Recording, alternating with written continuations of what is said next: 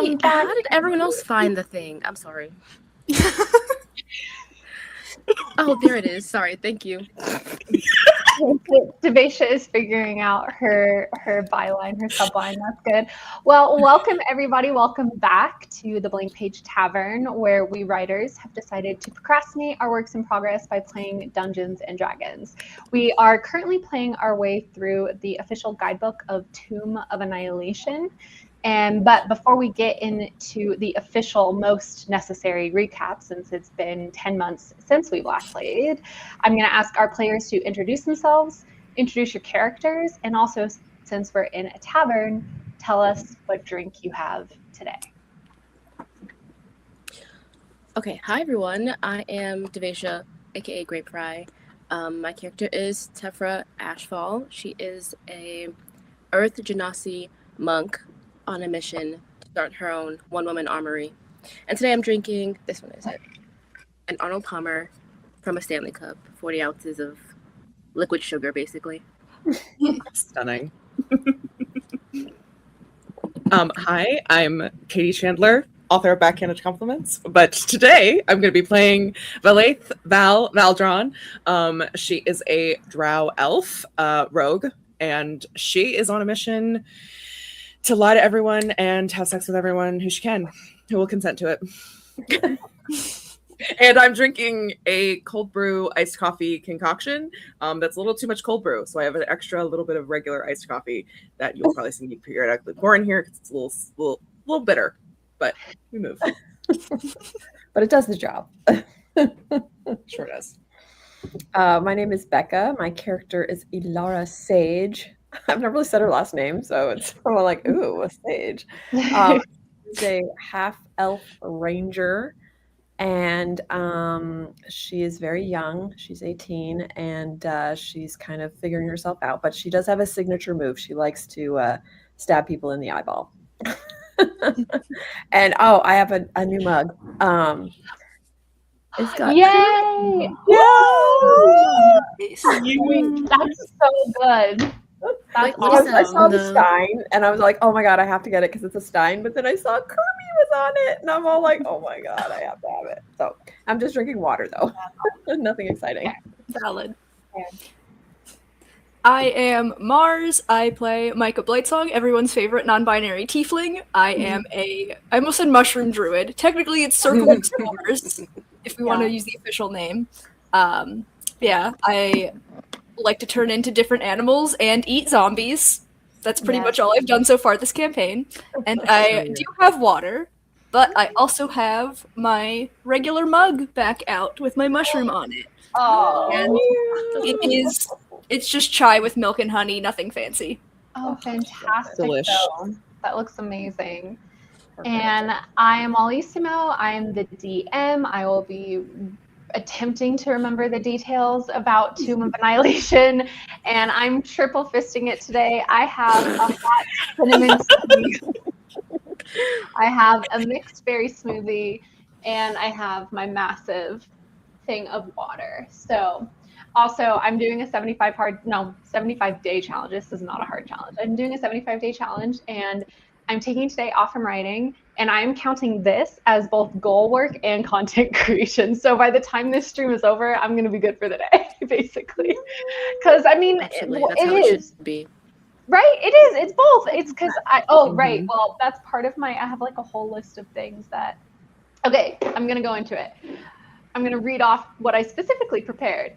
So I did want to say before we start, just as a reminder for you guys and for if people are watching it live, which we do have some people in the chat right now, and also for anybody who might be watching on the VOD, I am dealing with a hand injury, so I apologize if that's going to make things run a little slower. In general, I'm going to ask for patience today because it is our first time back as well, and so we all might just be going a little bit slower as we refine our characters and details and things like that. It is a personal goal of mine to have 26 of these sessions this year. And so I'm hoping we can actually make a good chunk of the way through the campaign. Although I will say that I rewatched our last video and literally I ended that stream going, it's going to be every 2 weeks, you guys. Here we go. To be fair to me, 2 weeks after our last thing, my cat died. So it just kind of got really derailed. So anyway, with that being said, I'm going to go ahead and give us a generalized recap of the adventures so far. And since we are going to descend from the level of imagination of the 5 of us playing around a table in a tavern into the game, I'm going to make our first little switch. Huzzah. All right, here we go. Wait. First, actually, I'm going to say hi to people. Hi. Thank you, everybody, for being here. Love everybody's names. Hi, Fadina. Welcome. Got reminded to be here from Also Short. Fantastic. Hi, Lynn. Hi, Lizzie. Oh, my gosh. Hi, everybody.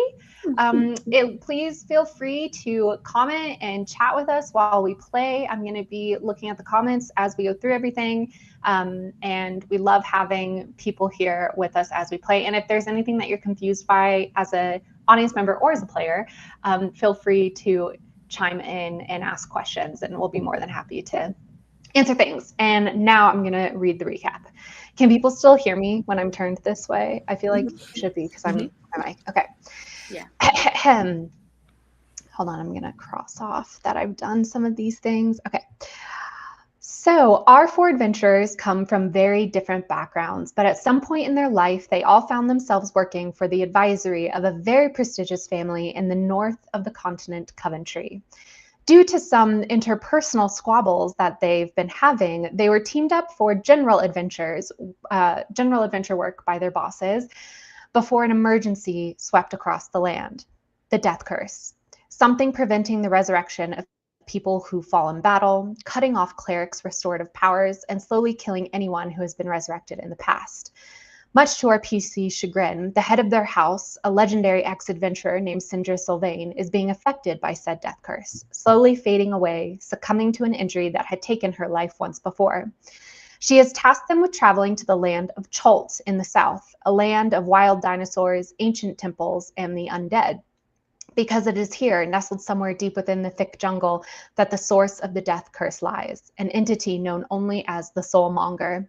Our PCs have been in Cholt for nearly 2 weeks already. Their first few days they spent in the one real city on this peninsula, known as Port Nyanzaru. Here they made some allies in the form of merchant princes, like Wakanga Otomu, the merchant prince of magical items, and the merchant prince Jessamine, prince of poisons and herbs, and also contracts for murder. They also made some adversaries, like the merchant Prince Jobal, in charge of jungle exploration, who covets the very rare, very precious hand-drawn map of the Cholton coastline that Sindra gave to our adventurers before she fell unconscious from the death curse. An assassin has already been sent after them, seemingly searching for this map. Val felled that assassin, but luckily the assassin wasn't necessarily out for blood. And there are several disgruntled guides who had been hoping to be picked by this team to lead their expedition into the jungle, but were overlooked in favor of a guide named Eku, a middle-aged Cholton woman with high morals and potentially many secrets. They also went to a temple and had a spa day, faced off against zombies in the slums of Malar's Throat, and killed a bunch of velociraptors at the Executioner's Run. The merchant prince Jessamine, also suffering from the death curse, is acting as a sort of patron to this party and gave them access to her ship, the Belladonna, as well as some supplies and funds to appease the dragon turtle Aragog, or no, that's the spider from anyway, Aramag, I think his name. My voice to text did not pick it up. It just says Ag. Anyway, they faced off a dragon turtle in the Bay of Cholt. The adventurers then set sail from Port Nyanzaru, faced a hurricane, landed a 30 to make a copy of the map. So they now have 2 maps of the Cholton coast, and landed on the shores of the northern coast. From here, they tracked into the jungle with their guide Eku, and after busting several encounters, I think it was meant to say like you bested several encounters within the wilds of the jungle, made it to Fort Balerion, where you received your charter of exploration from Flaming Fist mercenaries. During this little side adventure, one of the team, Val, seemingly randomly disappeared into the thick of the jungle, only to reappear days later right next to the party with no known cause or any memory of the time lost.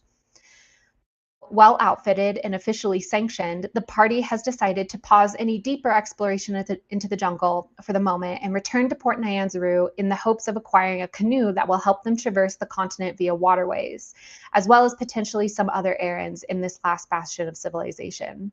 Where we last left off, the party had a narrow escape from one of the most dangerous of wildlife in the jungle, a T-Rex, and we're approaching the outer reaches of the city. With just one day of travel ahead of them, they need to cross the river Tiriki, and then by this evening, hopefully, they'll find themselves back in Port Nyanzaru, and this is where I shall let our adventurers take over. Unless, if you guys wanted to add any important details for recap that you feel are necessary. No, I mean, I can't. Okay, I just need a reminder. Yeah. All I have written down is Uncle Aldi. Yeah. Okay, and I do remember him being important. Yeah. He's my uncle, but I do not remember why. So you are from the town of Dark Cape, which is on the southern tip of Coventry, and roughly near that, but on the western coast, is a city called Baldur's Gate, which is run by Grand Dukes. And one of those Grand Dukes is Grand Duke Older Ravenguard. And he is a very, very, very close family friend to your parents, who were merchants who then became noble. And he has a similar background to them, where he was not born noble, he became noble.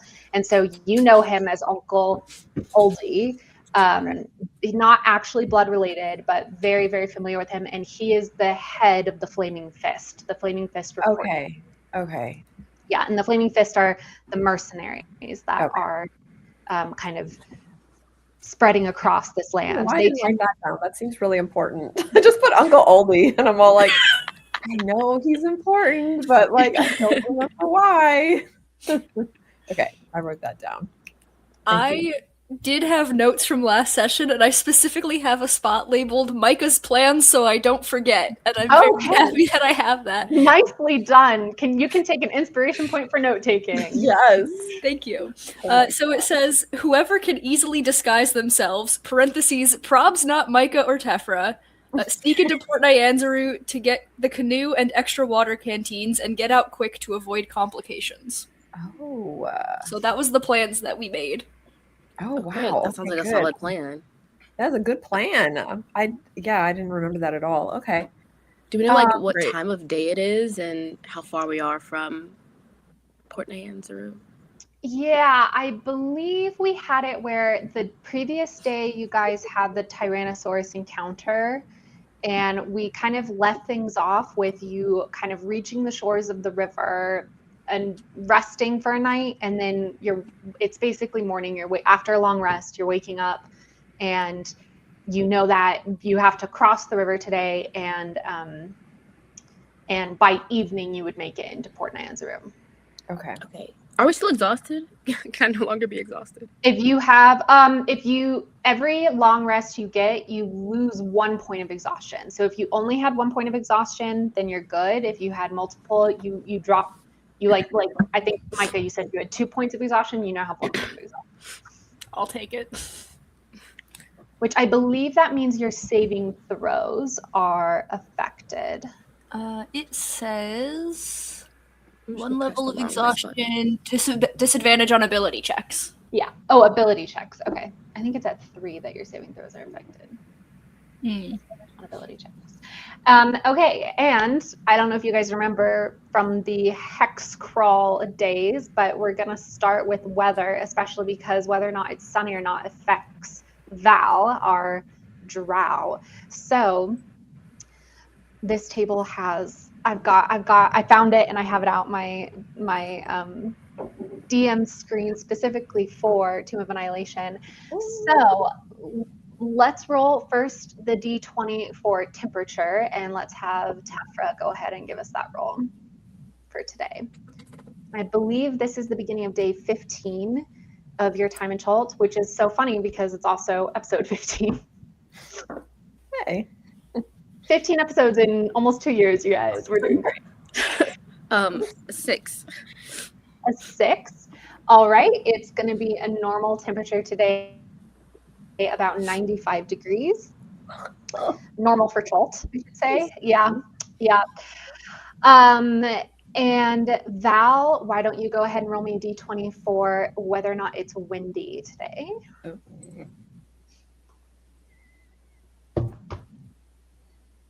19. Okay, interesting. It's a very, very strong wind today. And let's go ahead and roll for precipitation. Alara, why don't you go ahead and do that?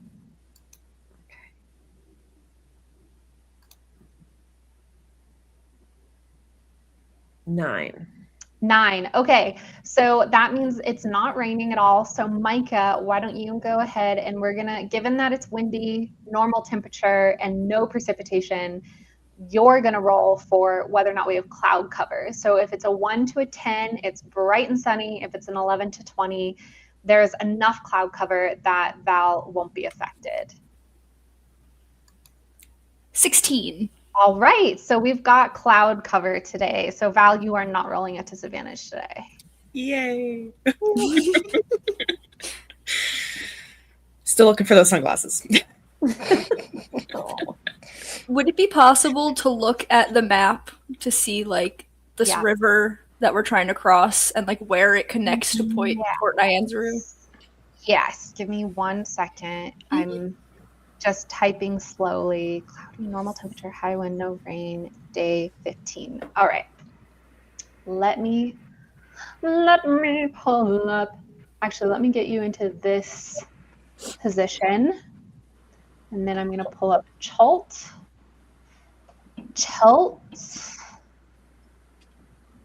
Let's get you up. Thank you. And what? Oh, that was the wrong thing. Share screen, window, photos. Can you guys see this? Mm-hmm. And then I'll zoom Yes. in. Don't you worry. Also, maybe I should. Oh, hold on. How do I do this? Does that move it? No, that doesn't move it for you guys. Okay, what if I zoom in? Zoom. Ah. Go, boom, Yeah. boom, boom. Had it for a second. Can I scroll up? Mm-hmm. Yeah, so I've been trying to find a high quality version of this map, and unfortunately, this is about as good as it gets without it getting kind of iffy. So you guys, oh, you know what? Actually, hold on. Sorry. Instead of opening this up in my Photos app, I'm going to open this up in, how do I remove? I'm going to open it up in Preview. Thank you. Gosh, that took me forever and a day to come up with. So that way I can mark it up, if that makes sense. Mm-hmm. Cholt. Not Port Nyanzaru. Wait a second. Wait. You guys RP a little bit. I'm going to get something figured out really quickly. So who's going to go in to get the canoe? I mean, I'm assuming Val, because she's the easiest, can easily sneak in undetected. Val is also the only one of us who has been attacked by someone in the city and is also quite recognizable. What if I go with her and because I my signature fog move, we could I could like if we got into trouble, I could we could escape in the fog kind of thing. Unless you're thinking of somebody else. I think it might be better to go in pairs. Go where? To go in pairs, like together, as opposed to just one person. Okay. I thought for some reason you guys were saying you wanted some people to hang back and then only have like one or two people go.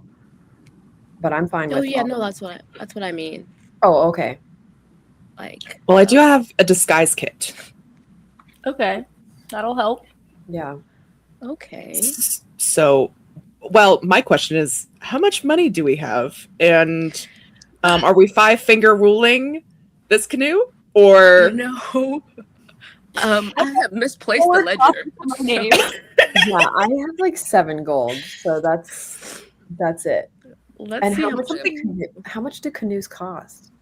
We have things we can like trade. Remember those javelins we stole from the bird people that we Oh yeah, I got a murdered? shit ton of javelins. Hmm. Micah. What? Well, who's holding the javelins? Is in the bag of holding, right? So who? Yeah. That? I hope it's not me. 'Cause I don't know. I'm I pretty sure it's We Micah. have the bag of holding. Yeah. Okay. So maybe there's some stuff we can barter with, or are we gonna just steal one? We can't steal a canoe. Why? It's It's gigantic. You can't slip that into not your pocket. inconspicuous, yeah. Well, I mean, there could Well, I be guess you some could slip into the bag of shenanigans holding. involved. We could make it look like we're not stealing it. The canoe is not going to fit through the opening on the bag of holding. It will rip it, and then it will be broken. No, I don't mean the bag of holding. I'm saying we could come up with some kind of shenanigans where people think that it is our canoe. Oh my god, guys, there's a thing on here for party inventory. That must be new. Ooh. What? Where's that? Oh, where? On your sheet. Oh, yeah. Oh, that's kind of fun. Nice. You could probably put the the map in the bag of holding and stuff. Yes. Oh. Nice. I add items to party equipment. All right, and I have a map up for you guys. Also, let me pull this out. So, did that work? What did that do? Ah! Hold on. It's being annoying. Can I Okay, so we stop? can't steal a canoe. However, water What? canisters could, I could, Wait, did we find lose them ours? Why do we along. need more of those? But just because it's good to have water, and like I can Yeah, fair make enough. water all the time, so if we have more canteens to fill, that's less often we have to fill them. Mhm. Okay. Great thinking, actually.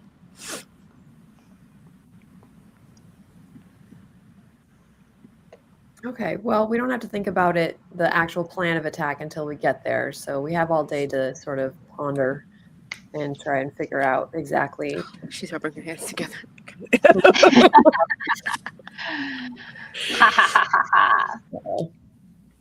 All right.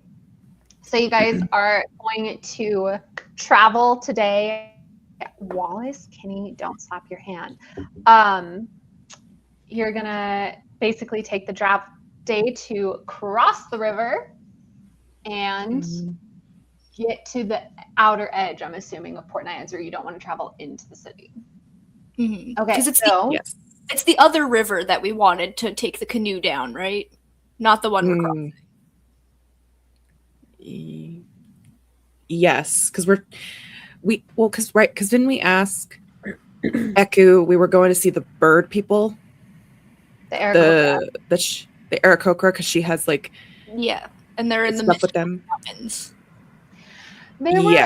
There were a couple of things that she suggested. She had suggested you guys could go to the Aarakocra.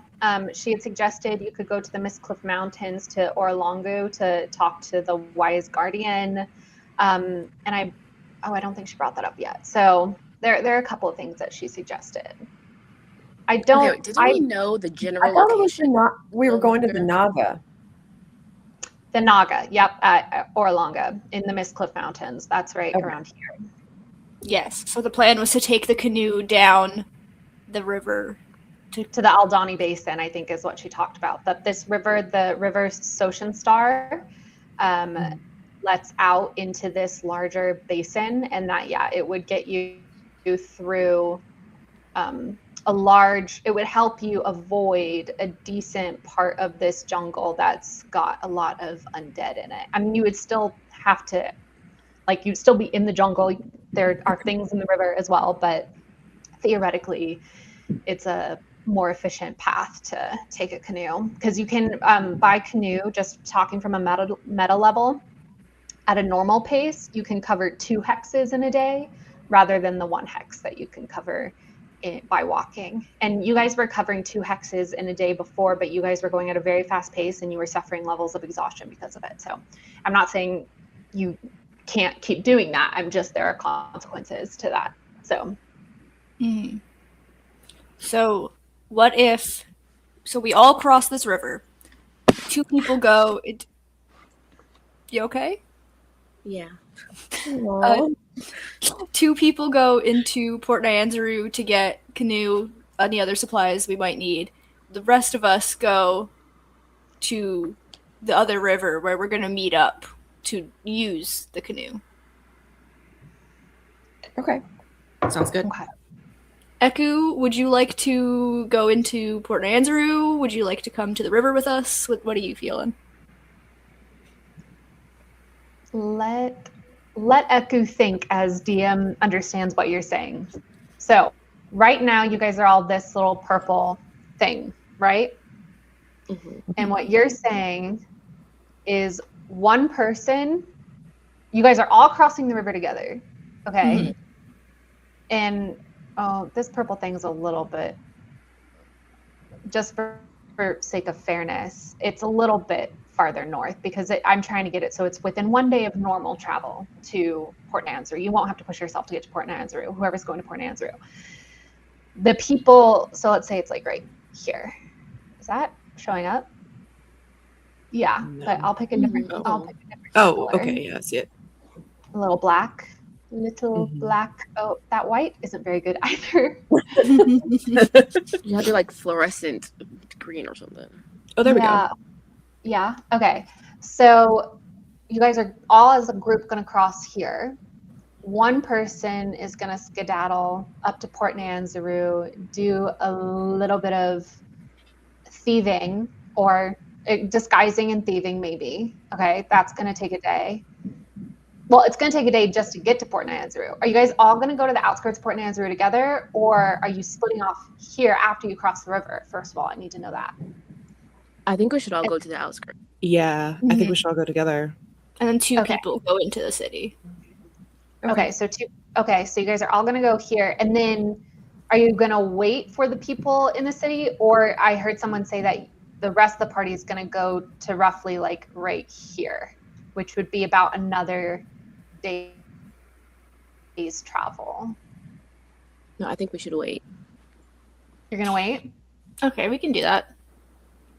Because Val just disappeared, and I feel like it's too soon to let her out of our sights for very long. Yeah, it's a good thing to keep in mind. Hey. Also, for anybody watching the VOD, because all the players know this, but they're doing a great job of role-playing it. So we have this mechanic in the concept of that we were going to play every 2 weeks, and the idea was just that if someone couldn't make it, we just rotate them in and out. But when it's the DM that's the scheduling issue, then that's the problem. But we have this sort of mechanic that they all are wearing these rings from their great house that marks them as members of this great house from Coventry. And the jungles of Cholt are famous for people just randomly mysteriously vanishing and never being seen again. But these rings help our players when they do reappear. They reappear next to other people wearing these rings, and so that's basically our mechanic for one week to the next. Oh, they've just disappeared this week, and then next session if they're back, oh, they've reappeared, and it kind of helps us just deal with that inconsistency while adding to the mystique of the Cholton jungle. So that is the little explanation for that. Okay, thank you for letting me have that aside, friends. Walk me through the plan one more time just so I understand. Okay, I think we're all going to the outskirts of Nyanzaru. And then Okay. there, Val and Alara are going to go and acquire us a canoe and some water skins. And come back without any shenanigans, please. No shenanigans. Okay. No shenanigans. Yeah, sending the shenanigan team in. I don't know. I'm already trying to think of some shenanigans. That's why I'm like, Eku, do you want to come into the city with them? You probably know someone who did a canoe off for not. Yeah, let's send Eku. Let's send You're gonna send Echo in with the shenanigan team, Oh, Mhm. I hate Echo. even though Lara like despises Echo. Mhm. Also, I did forget to mention in my recap that when you guys did get your chart of exploration, you did officially register as the McMuffin Gang. Just so you know. So that And we is lost the him, right? Flying He's monkey. gone. Oh, He's yes, not gone. No. No. He disappeared and reappeared with Val. So he was Okay. on Val's shoulder when she disappeared, and so he walked through that little time slip with her. And so he and Val reappeared together. We do have a flying monkey as a pet, and he is pretty cute.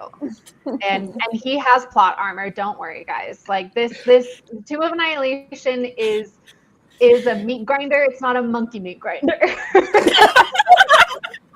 Thank God. Yeah. Oh. You guys don't remember though. I'm gonna like animals only. Honestly, I'll take it. Wild shape, I guess. I mean, yeah, that's a good point. It's like, oh, there are unwritten rules of the universe I can exploit. Okay, well, we've got one more day of hex crawl before the shenanigan team gets sent in. So let's do, I don't know if you guys remember, but the hex crawl rules were 3 rolls of d20s per day, morning, afternoon, evening potentials for encounters, and then given what that roll is, either an encounter happens or it doesn't happen. And so who wants to take the morning roll? And this is specifically going to be for crossing the river. Would this be at disadvantage with my exhaustion? Is this like an ability thing? No, it's not an ability because it's like it's something that I think most DMs would do themselves, but I like to give you guys the sense that you are participating in your own fate.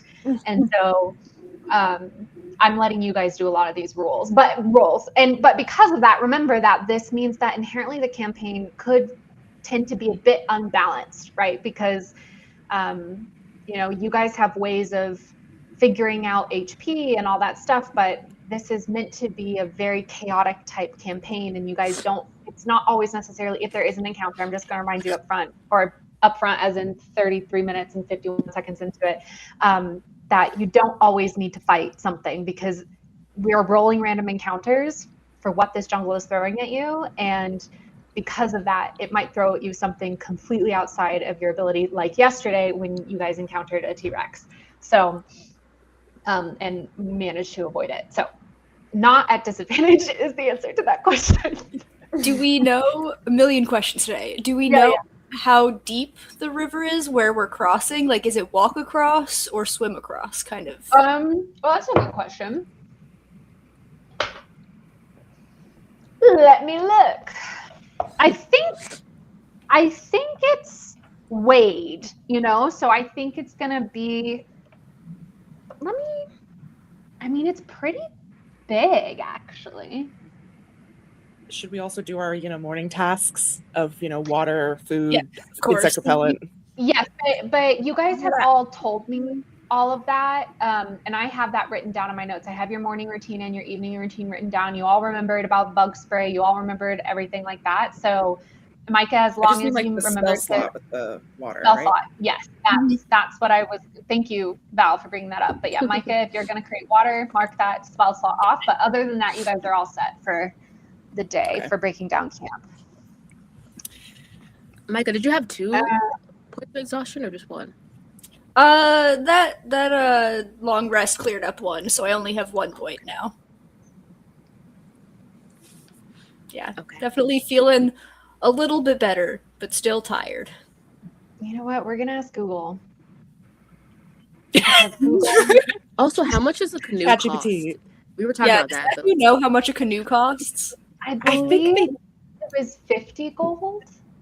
I believe. And we don't That's have quite that, pricey. correct? Give up your items to trade. Hold on. How much do canoes cost? Ugh, not interested in AI. Leave me alone. Yeah, 50 gold for one that can hold 5 to 6 people. Yeah.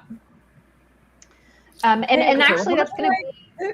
There might have to be some shenanigans because we don't have 50 gold. Is the I've got How much does 8 a javelin and 25 cost? silver. Oh my gosh, I Not googled that much. how deep is the Tariki River, and Google corrected it to how deep is the Teriyaki River. And then the AI overview, you guys, the AI overview says Teriyaki River is not a real river, but rather a slang term that refers to thick teriyaki sauce. Ew. I hate that. Oh, So my good. gosh. That's so ridiculous. Okay. So we do have other things that we can sell. Like I have this goblin mask that I got off of those hags that we fought.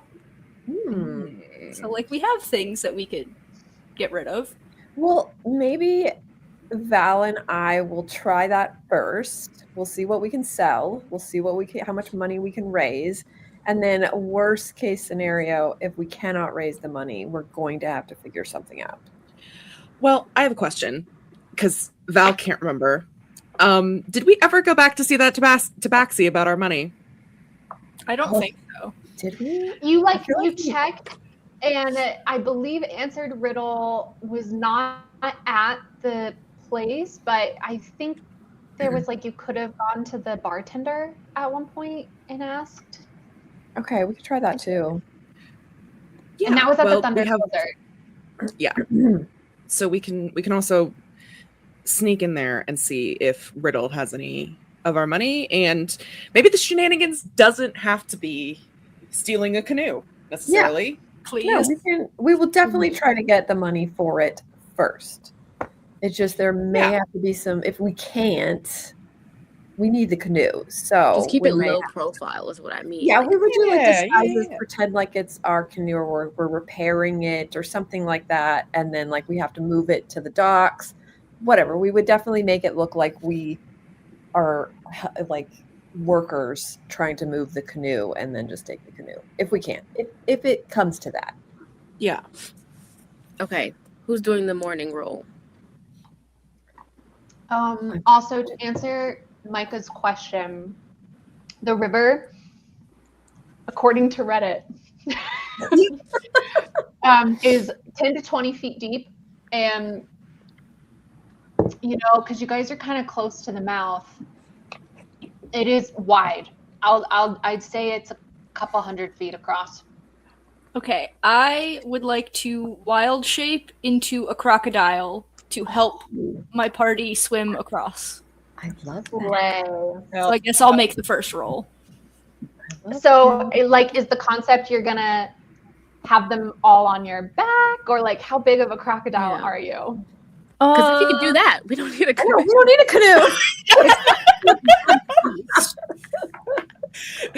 Canoe to Micah. That is technically an option, but I think I can only wild shape for like, what is it, like half your level, 2 hours at a time, and I can only wild shape twice a day. Yeah. Yeah, it wouldn't get us there very fast. It would that would get you about 1 hex per day.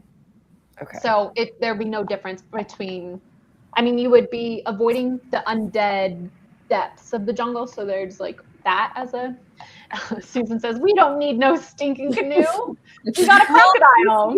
Oh my god. The canoe doesn't work out. That's so funny. But yeah, it says that I'm a large beast, so I figure I could like kind of ferry 2 across at a time. 2 at a time. Yeah. Okay. Oh, So interesting. For suspense purposes, I'm gonna say, in what order do you ferry people across? Well, I don't want to leave Alara and Eku by themselves. Okay. Not together. Antagonism. I So love I think this political math that's happening. it's like that puzzle where you've got like the fox, the chicken, and the bag of feed. I'm gonna take Alara and Val over first, and then I'll take Tefra and Eku after. Okay. Val and Alara first, Tech Crew, and Tech Crew after. Okay. Our ship crew. Okay. So, Mars, Micah, excuse me, since you're the mastermind of this diabolically simple and clever plan, go ahead and roll me the d20 to see if during these transports you have an encounter. Just a plain old D20. Just plain old d20. No whammies, no whammies, no whammies. 11. 11. It takes you what's your like swimming speed? Whatever. It takes you the better part of an hour, but you're able to ferry everyone across, and for the most part it's pleasant. Like, you're aware that there are other crocodiles in this water with you and stuff like that, but they're like, you as a crocodile have crocodile sense, right? There are other things in the water, you're aware of them, but nothing seems to take note of you or the passengers on your back. Great. So you guys cross the Tariki with aplomb. I don't know, with doing a good job while doing it. Yay! DM flavor. Okay, anyway. Okay. So now, Val, why don't you go ahead and roll me how y'all's afternoon goes? Okay. I would just like to say that for some reason a crocodile has a +6 to medicine checks. What? Oh, they're very wise, apparently. Oh, wait. Did I just see that roll show up on the screen? It did show up on your screen. It's a 9. You must have D&D Beyond open? I do, because this is what this map is. It's in D&D Beyond. Okay. Shout out So D&D Beyond. everyone. A 9. All right. 9. You guys trek through the jungle, and you guys are going at a normal pace, right? I'm assuming? Yes. Yeah. Mm-hmm. So people are not having to roll for exhaustion, especially because it's not extra hot today or anything like that. So yeah, you guys make it through the jungle, and the sun is getting a little lower in the sky as the terrain starts transforming from deep riverside swampiness to a little bit more open clearing that you recognize as like the first kind of bastions of civilization that the people of Port Nanzru have like cut down some of the jungle on that, like within several miles of the city, to help them see any approaching undead. So you guys know that you are approaching the city at this point, and it is like late afternoon at this point. Okay, so I'll move you on the map. Oh, are you sure you want to clear all drawings? Sure, confirm. Well, why didn't it clear that? How odd. Interesting. Oh, it's not because it's not a drawing, it's an overlay. Oh, wow. Oh, D&D Beyond, so cool, you guys. How do I move it though? Like, oh. And then I'll delete this one. Okay, you guys are right here. Is there a way to make this like thick? I don't know. It's just such a. Can you color it in? I'm realizing because it's an overlay, it's meant to just represent an effect rather than be a token for you guys. So I'm gonna put Micah as a token, and you guys are all represented. Micah is your ambassador for this. Oh my God! Look how you are. So small. It's too small in a big jungle. Way too small. That's way too small. Can you make it big? I cannot. Okay, I'll try something else. I'll just draw it. That's what I'll do. I'll just draw it. Color. I like this close up though. And you guys are roughly right there, like an hour or two from the city. Okay. Okay, I have an idea. I don't know if it's a good one or not, but what's the Probably name not. But probably not. Probably not. What's the name of the prince we're kind of pals with? Two. Wakangu, Atomi, and Jessamine. Do you think we could ask him for a canoe? From what I remember, the merchant princes, is that what they're called? They're like on the other side of the city. And so it would take many hours to just get to them, and then we would have to like mess around with the guards again to try and get inside. And you remember what a hassle that was? Yeah. Mm-hmm. Also, Oh my just God, from what your about my jeweler boyfriend, or whoever the hell he was? who Our date with. You're like, robbed and abandoned. I was gonna say, But I wrote a very lovely note, and I think I remember that. Also, Okay. Tefra didn't rob him. Val did. He doesn't know that. But you also remember And from that the both merchant came in handy. princes that Wakanga Otomu, even though he is old friends with Syndra and is taking very good care of her, he's devoted to her, he is still a merchant prince, and that they are, at the end of the day, kind of capitalistic businessmen. And he was unwilling to he was willing to get you rare items. He was willing to help you in a way none of the other merchant princes would, just out of the goodness of their hearts, but he was not willing to do much for you for free. And even the merchant prince Jessamine, who is dying from the death curse, has been, probably, you feel at this point, overly generous, and you're not sure how she would react if you came back cap in hand without much improvement on your course, and we're like, Right. Hey, we know the general location. I feel like that's improvement. Hey, listen. She already gave us one ship. I don't know if she'll give us another one. Yeah, I think we just go in, get a canoe, get out. If we can afford it. And then if we how can't, much we have gold to does figure it everybody out. have? I mean, How much okay, gold do you have? I have The 7. ledgers, I can't find them. I have 10 golds. I've Alara? got 8. I have 7. I have 4 copper, you guys. Okay, so we have goodness. 25. We're halfway there. We have We 25. don't want to spend all our money. Like we might need it. So I really think In we the need jungle? to, maybe. I mean, there's What about- port, there's No, this, no. there's. I agree. What about I agree, we might items? need it. What items do you guys have? We have a lot in the bag of holding. I've got books that it tells me are worth 100 gold. What books? I remember. Well, one is the monsters book that I would not sell, but I have 3 smut books that are apparently worth 25 gold each, Okay. and I'm willing to give those up if it means getting a canoe. Sadly, we've Why also are the got. smut books so expensive? So Damn, pricey. those must be Wow. like first edition signed or something. Because like a gold in this world is like $100 roughly. You know, just like Saying what it says in my inventory. Wow. We've got, what is this column quantity? We have 10 javelins, which are worth 5 silver each. So nothing. So we can get 5 gold from that. We also have this goblin mask that doesn't have a price because it was just like a thing we found. We've got psychedelic mushrooms. So, Yeah, let's just turn into drug Where are we dealers. where are we gonna sell all this stuff?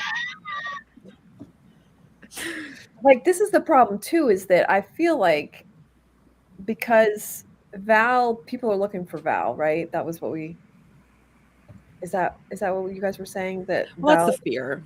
But I can, Okay. I can slap a disguise on.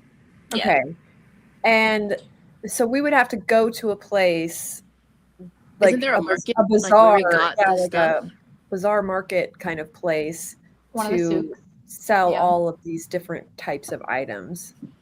well, if I give you these books and like this goblin mask, I feel like that's good enough to get enough money. And I Okay. feel like Eku has to know someone who can get us a canoe that won't try to rob us on this. Echo, do you? Also, Val is charismatic. Maybe she can. What's the word? Haggle. I can work my magic. Okay. And yes, bartering and trading of goods is very common in the souks in Port Nine, so this does not seem like it will be too complicated. Okay. So here is this Batiri goblin mask and 3 very smutty books. They've got like foiled edges and everything. They've got to be very pretty to be worth this much. Yeah. I don't remember buying these. Wow, yeah. Did we ever vibe check the mask, the goblin mask? We like looked it over and we just know it's from like a goblin camp. Okay, so like no magical significance, importance. I don't know if I have that Properties. spell. Oh yeah, like if you put it on, does it disguise you as a goblin? Or is it just a mask? How are goblins Do you want to try to put it on? received in Port Nyanza? I don't want to try to put it on. No, I don't have a spell that will let me. Well, see if it's magical. I don't think so. How many javelins do we have again? Do we need that many javelins? I have No, we can 10 javelins in this bag. Okay, well, I think we can maybe sell some of those because, I don't know, magical items I'm a little... But the javelins are not worth a lot. They're not worth that much. We should just try the books. Let's Yeah, you can take the books and the javelins. listen. Why don't we just we can have a little bit of shenanigan fun here? Why don't we just really sell the crap out of these books? I mean, we're all great at that, right? Good point. Speaking of, does anybody have a book that they want to promote right now or sell? But yeah, I mean, they're already worth money. We already know that, but we can make them, we can maybe, you've got the charm, Val. You can convince them they're worth even more. You could even sign it and pretend like it's signed by the author. They're already signed. I'm going to say, to make it make sense, already signed. They're worth 25 gold each, that these are already signed. They're maybe the author recently died, and so there's a lot of prestige around this. And also books, I guess, are a little harder to get in Cholt. Everything in Cholt is a little more expensive just because it's so remote. So yeah, so let's just try to get the gold for the canoe with the 2 books. Sounds good. Yeah, I was gonna say, you hyping these books up. I'm maybe I want to keep one and only give you 2 to sell. I do have 3. No, surrender the books. But Wow, we're doing a good job already. sell 2 of them. Sell 2 of them. I'll say that. that's Yeah. amazing. You can have 3 books. And do you want these javelins? Take them. No, I well, don't want a javelin. It's gonna be too hard to find somebody to buy them. maybe I think if we act more like we are just these, special booksellers, that we are bringing all the rage new romance novel Signed copies. to Cholt, signed copies with these beautiful glimmering gilded edges. It'll be a little more believable if we don't have a stack of javelins. And these javelins. Yes. I put the books in the party inventory. So that is the only thing currently in our party inventory. Okay, now you have, Val, you have a disguise. So should you wear something, or your disguise be something fancy so that you look, so we look the part? I don't know if I have any clothes, so I'll have to be your servant. I'll be playing your servant. Not too different. No, I'm kidding. It's not that far off. Is the marketplace we went to get the bag of holding and all the camp supplies close to the outskirts, or is it deep in the city? So there are 2 options, and I can get it to you. Well, first of all, you guys remember this. I don't need you to split the party just yet. Let me player Port Niazru. Okay, incorrect. I do have a map selected, so don't mess with me. There we go. Okay, I'm gonna zoom out a bit. So, you guys remember when you were here that you stayed in roughly, I believe it was roughly this area, which was the market ward, which was where your inns were, and the red market, that night market that you guys visited. And then, oh my God, nope. How do okay, pardon me. I'll get used to this, I swear. And then over here was the Grand Souk, and this is a huge market, and this is where you guys got your bag of holding and things like that. But something as simple as a canoe, you're pretty sure you don't need to go all the way to the Grand Souk for that. You could stay in the market ward and acquire that. You feel like you remember seeing them for sale even as you were walking through that first day, arriving in Cholt, going to Kaya's house of repose. Like there were stalls and shops that were selling items, adventuring goods, and things like that. Now, do we want to trade the books to the actual canoe seller if they're If they want them, into yeah. those books and just get the canoe that way? Like maybe we don't even have to. Maybe we can skip a step and we don't even have to sell them to a book person. If that works, I say go for it. Yeah, we could, because I feel like we could sell it more to if they're into that kind of thing. Maybe until we find a canoe dealer that is into these kind of books. I'm sure they're not hard to. Yeah, what do you think? Yeah, Let's do it. All right, Val, you gonna whip up a disguise? Yep, sure am. Okay, so just so, okay, and you guys are splitting the party, confirming? Yes? It's Confirmed. Although I don't know if we really need Echo with us now that we're doing everything legit.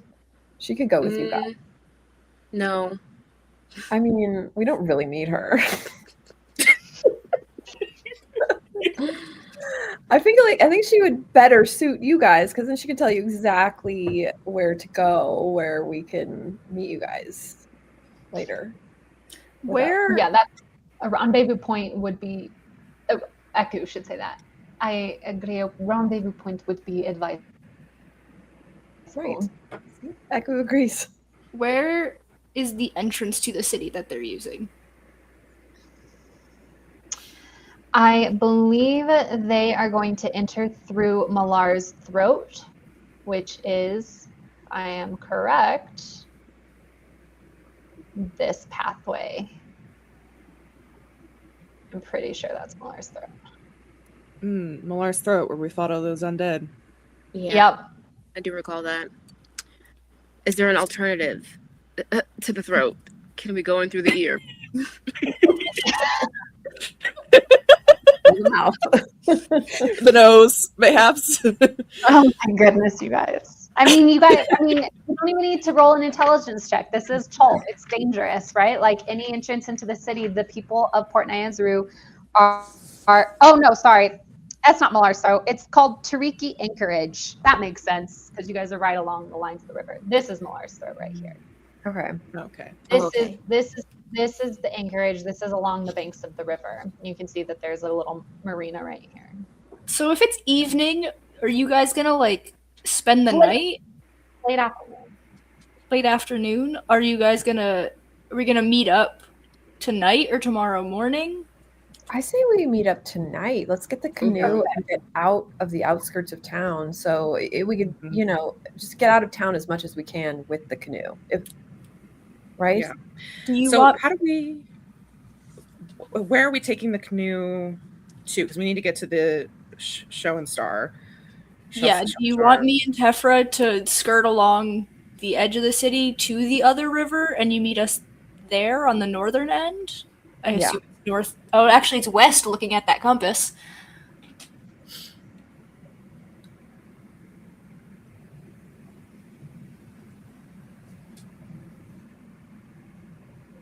Yeah. So Port Nyanzaru is here. Mm-hmm.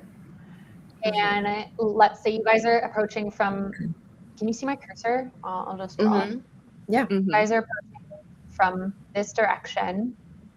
And this is the Ocean Star where, you guys could get into the water along the Bay Bank. You could get into the water right here. You wouldn't need to traverse land, right? And you could just start going and then you'd hit the mouth of the river right there. Okay. After about after about almost 2 days or 1 day of traveling. Okay. Yeah, meet on the western side of the outskirts. Yeah. Yeah. And that's the side the market's on. That's the side the Grand Souk is on. So that is where you guys actually on the western side, you guys could agree to meet near the Executioner's Run, the ziggurats around the Executioner's Run, because that's really close to an inlet where there was water, because there's a big junk pile out there and stuff like that. And there's an inlet of water that you guys could, right from the ziggurat, get into the water in your canoe. Okay. Sounds good. Okay, let's plan that then. All right. Time. How long are we giving these 3? 2. Canoe. 3. 2.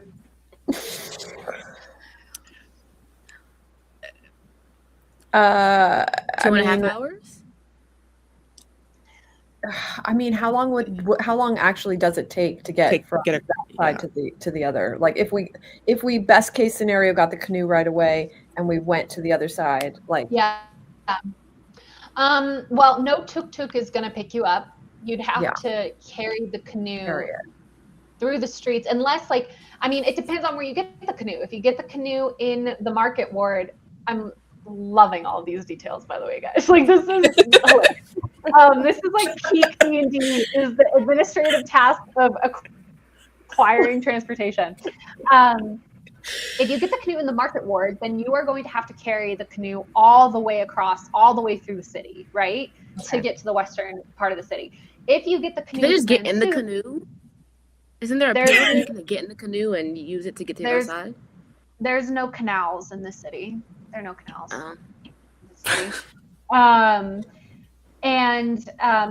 But if you get the canoe at the Grand Souk, which it might be a bit more expensive to get the canoe there, just because a lot of the items at the Grand Souk were a little more upscale than in the market ward. But might mean you might get a better quality canoe. You don't know. Then you would only have to carry a little bit to get to the old city. You would only maybe need to carry it less than half a mile to the meetup. Okay, so Val, do you think we'd have better luck with you convincing a market person or a more fancier? Well, I think we'll probably get more gold, theoretically, with the souk. With people in the souk. But if we're just trading straight out for the canoe, you know what I mean? Like books for canoe. It'll be slightly more difficult, but I say we at least try first. And then if it doesn't work, we can backtrack to the other one. But I say we go with the path of least resistance and get that canoe to the water as fast as possible. Okay. I'm down with that. Yeah, because, traveling with carrying the canoe across the city, who knows what shenanigans might come up. We might get shenaned. And then it won't be our fault. We had to shenand. Okay, so the plan is changing. You're getting it from the Grand Souk. Yeah. We're still meeting you on the... Okay, and then we're going to meet up at Executioner's Row in 2 hours? Well, you're about 2 hours away from the city right now. Are you guys going to... Once we split up. Saying you guys traveled? Okay, once you split up. 3 hours from when you split up. Yeah, I think. Yeah. I assumed we're already there. My bad. Yeah, I figured we were walking and talking a little bit. Okay, walking and talking a little bit. Okay, so, we can say you guys have followed the Tariki River, and how close to the outskirts does the whole party want to get? Do you guys want to all get into Tariki Anchorage, which is the? I'll switch this one more time since we're getting close to the city. I'll keep it at Port Nasru. Do you guys want to say that the whole party is roughly right here right now? Yeah, and then we'll right there. Yeah. Okay. I'll zoom out so you guys have a view of the city. Oh, okay. Okay. So, I can actually add people now then. Let's add players. I'll add Micah. Hello? Hello? Oh my God, so tiny. Oh my! so little. I think we don't need. I don't think we need tokens right now. Okay, so that's so tiny. Okay. Oh my God. So we're having 2 people are going to the Grand Souk, and then Mike and Eku are going to skirt around that, right? You guys are going like basically like this to get here. Yeah. Mhm. Is that right? Mhm. 'Cause Yeah. this is Yes. the waterway. Okay. All right. Well, you know how long roughly it is until sunset? Would that be a good time point? Yeah, like I honestly, my only issue is I just don't know how long it's going to take us to get the canoe. Like if we have to haggle with several dealers and then carrying it and whatever. So I don't want you guys to get worried if we're not there exactly when we said we were going to. So maybe if we Well- just did a more rough estimate. Perhaps a good alternative solution is that there's an agreement to meet within a few hours, but we will wait. And if for whatever reason you are not there by sunset, we could return to whatever inn it was that you all were staying at and have that be the ultimate rendezvous point. Or do we have any trouble with the ends? I can't remember. We I got don't- trouble with all, right? So Like, are we let's good with like, that? let's keep a low profile. Yeah, Or I'm just worried. perhaps to meet at Wakongo Otomu's house, perhaps. I was thinking we get out of the city and camp. Like, We could, I mean, then we can, obviously don't dawdle, but we can just wait for you by the ziggurats.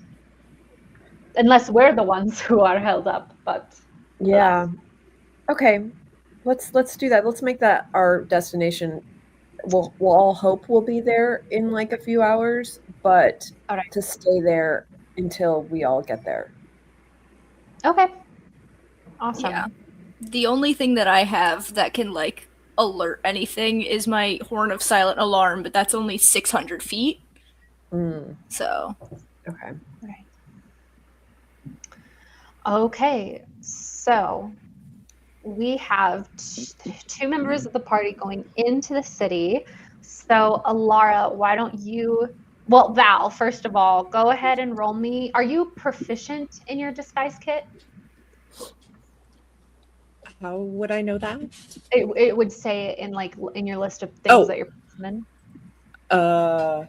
Like you would be proficient in these Yes. tools. It says it. Yeah, I think so. Yeah, tools, proficiencies and trainings, disguise kit, forgery kit, playing card set, Great. poison kit, thieves Okay. kit. Yeah. So what are you trying to disguise yourself as? Describe this disguise that you are creating.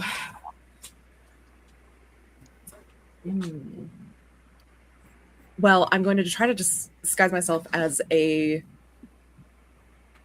I'll take input from the party about how to disguise myself as successfully as a bookseller.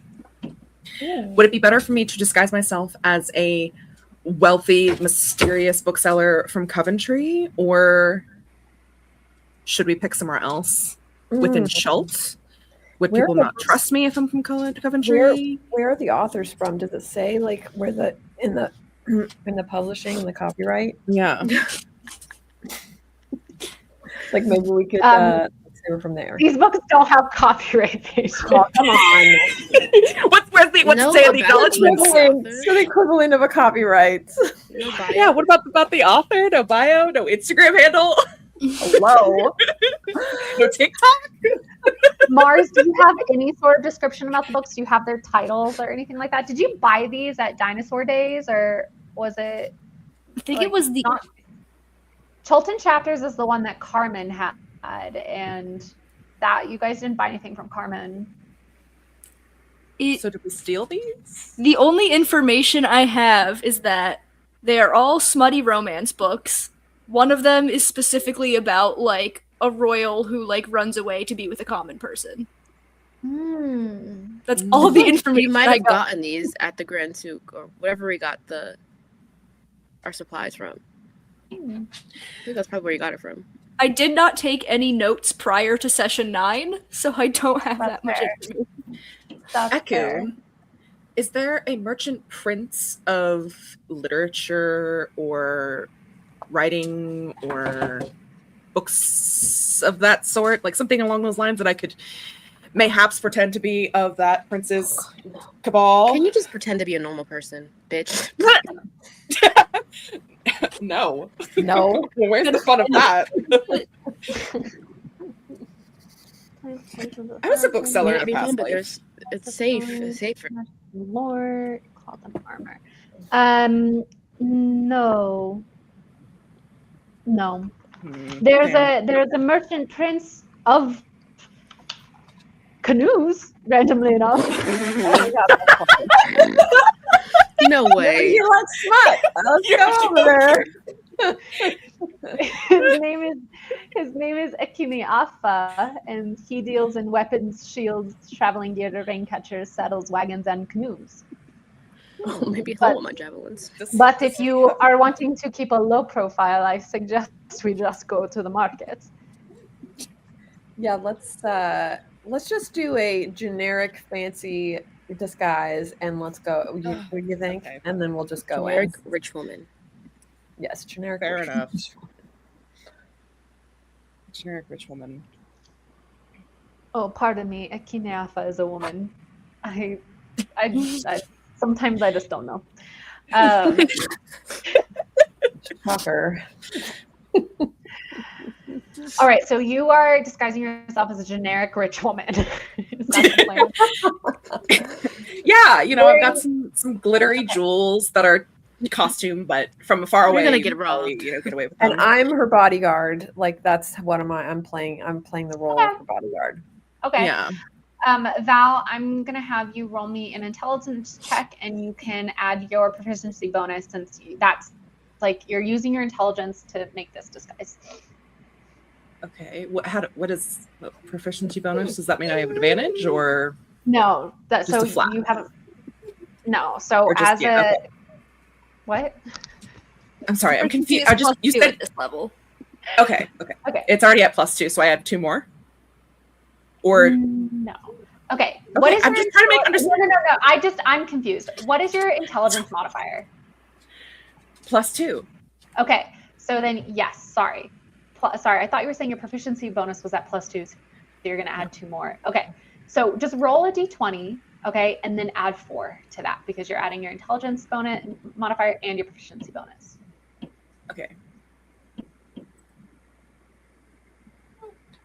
Ooh, 19 +4 is 23. Okay. So she's a very rich woman. Everyone in the party watches with amazement as Val spends the better part of half an hour creating a phenomenal disguise, changing completely her skin tone, she's using some of the oils and inks to create a different kind of technique and texture of her hair. She uses the makeup to create interesting shadow work that totally affects the contour of her face and even reflects strangely so that her eyes look darker than they actually are. Actually, about what color are your eyes? Are they what are they? Oh, you're muted. I don't know if you know that. They're light purple with lots of blue. Yeah, so you shifted them to make them look way, way darker than they normally are. And you also affect a new posture, a new way of being. Some might say you're pulling from someone in your life who you have been around a lot. It just seems to come to you so naturally.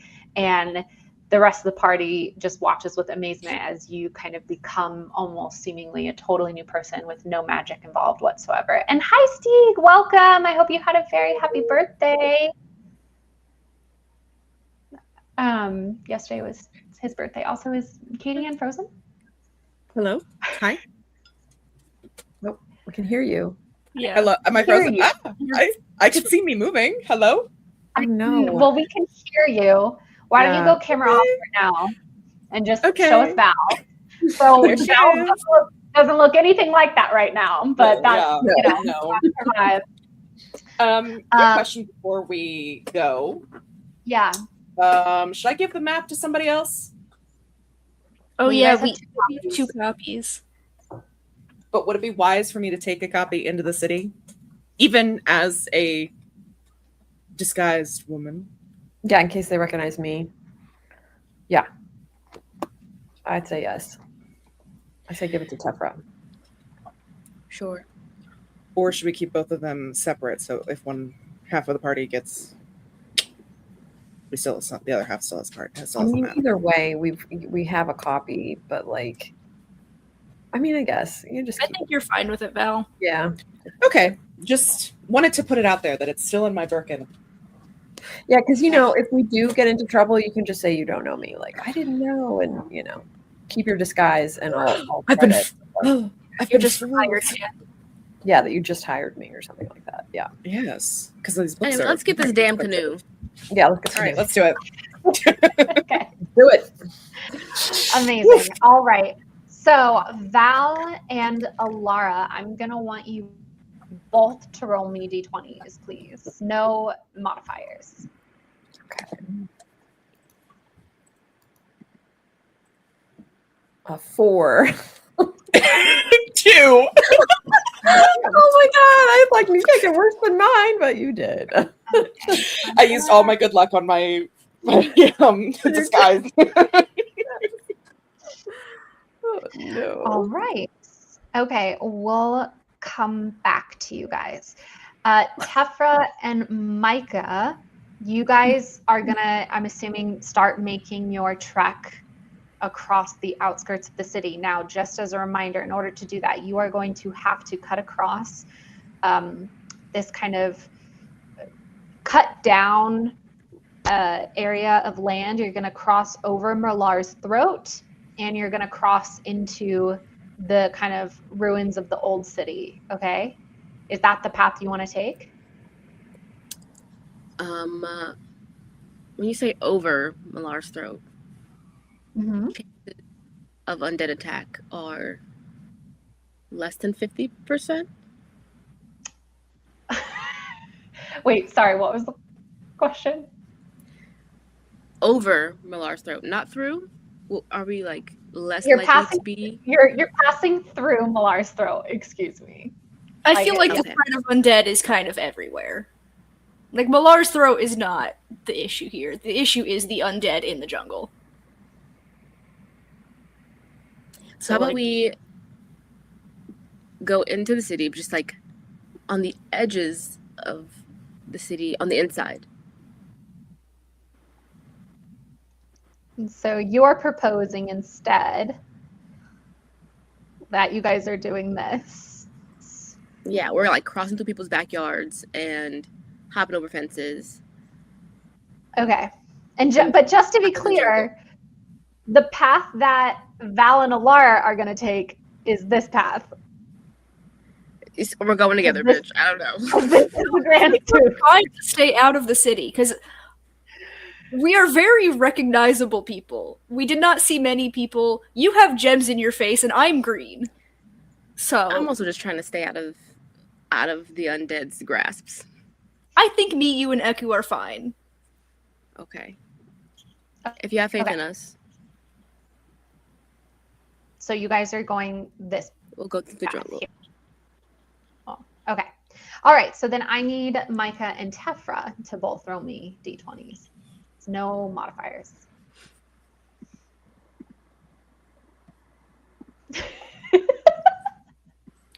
14. 14. 2. And it's okay. I never spent so much time thinking about a canoe. So just for this episode, the canoe. I'm obsessed. You guys are so funny. Okay. So I'm gonna let you guys all know what happened after we take a break. We're going to take a little bit of a break. It's going to be a little longer than normal because we do have media to play during this break. Thank you, Tefra. And we're going to put it on a loop. And basically what I'm going to ask of the players is go to the bathroom, go get a refill, go get whatever you need to do if you need to decompress in any way. And then when you come back and sit down, please put in the private chat that you're ready to go so I know to end the media loop and we can get back to playing. And for our chat, hold tight because you're about to get some backstory for one of our players, and I hope you all enjoy. And Grape, I'm really sorry for you didn't send me a mood board. You sent me a voiceover, so I did what I could. Okay. The abandoned daughter of fire genasi couple Flint and Volcana, Tefra Ashfall was born into a family that prided itself on its ancestry, a true middle child nestled between 3 older and 3 younger siblings, all of which had inherited the fire genes from their parents. She had a mostly ordinary childhood, waiting for her own elemental traits to appear. When the day finally came, it was not with the blaze and burn of fire that she had expected. Instead, her hair grew in coils the color of red clay, and crystalline moles dotted her skin. She was the only outlier in the Ashfall lineage, the only Earth Genasi. Young Tefra was cast out by her parents.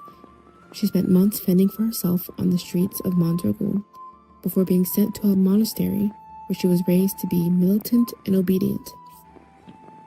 Tefra learned to hone her emotions and spirit, to turn her body into a living weapon. Choosing to shed the hurt of her past, Tefra took her vow of fidelity to the monastic way of life. She spent her 20s studying the magic of giants, becoming a rune shaper.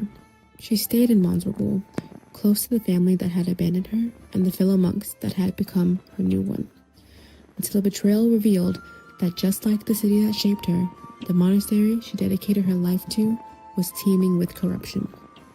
When everything was done and dusted, the fall of the monastery left her with nothing and no one. The loss sent her running to the other side of the world. Arriving in Coventry with the burning need to start over, Tefra hoped that this time would be different, that she would be better. To protect herself, Tefra made a new vow: keep people at arm's length and her secrets close to her chest.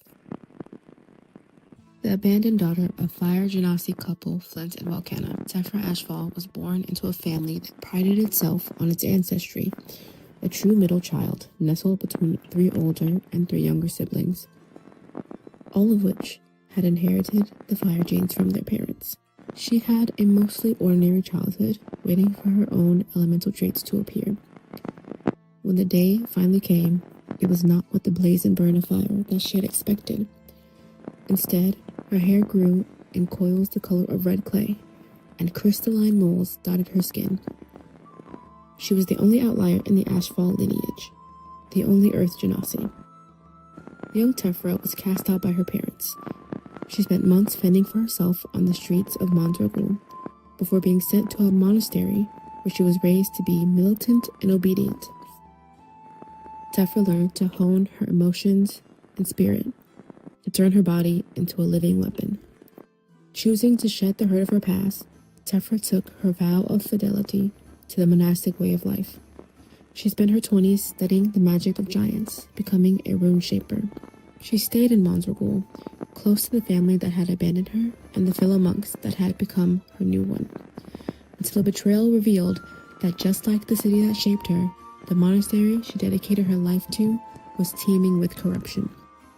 When everything was done and dusted, the fall of the monastery left her with nothing and no one. The loss sent her running to the other side of the world. Arriving in Coventry with the burning need to start over, Tefra hoped that this time would be different, that she would be better. To protect herself, Tefra made a new vow: keep people at arm's length and her secrets close to her chest. The abandoned daughter of fire genasi couple Flint and Volcana, Tefra Ashfall was born into a family that prided itself on its ancestry, a true middle child nestled between 3 older and 3 younger siblings, all of which had inherited the fire genes from their parents. She had a mostly ordinary childhood, waiting for her own elemental traits to appear. When the day finally came, it was not with the blaze and burn of fire that she had expected. Instead, her hair grew in coils the color of red clay, and crystalline moles dotted her skin. She was the only outlier in the Ashfall lineage, the only Earth Genasi. Young Tefra was cast out by her parents. She spent months fending for herself on the streets of Mondragul before being sent to a monastery where she was raised to be militant and obedient. Tefra learned to hone her emotions and spirit and turn her body into a living weapon. Choosing to shed the hurt of her past, Tefra took her vow of fidelity to the monastic way of life. She spent her 20s studying the magic of giants, becoming a rune shaper.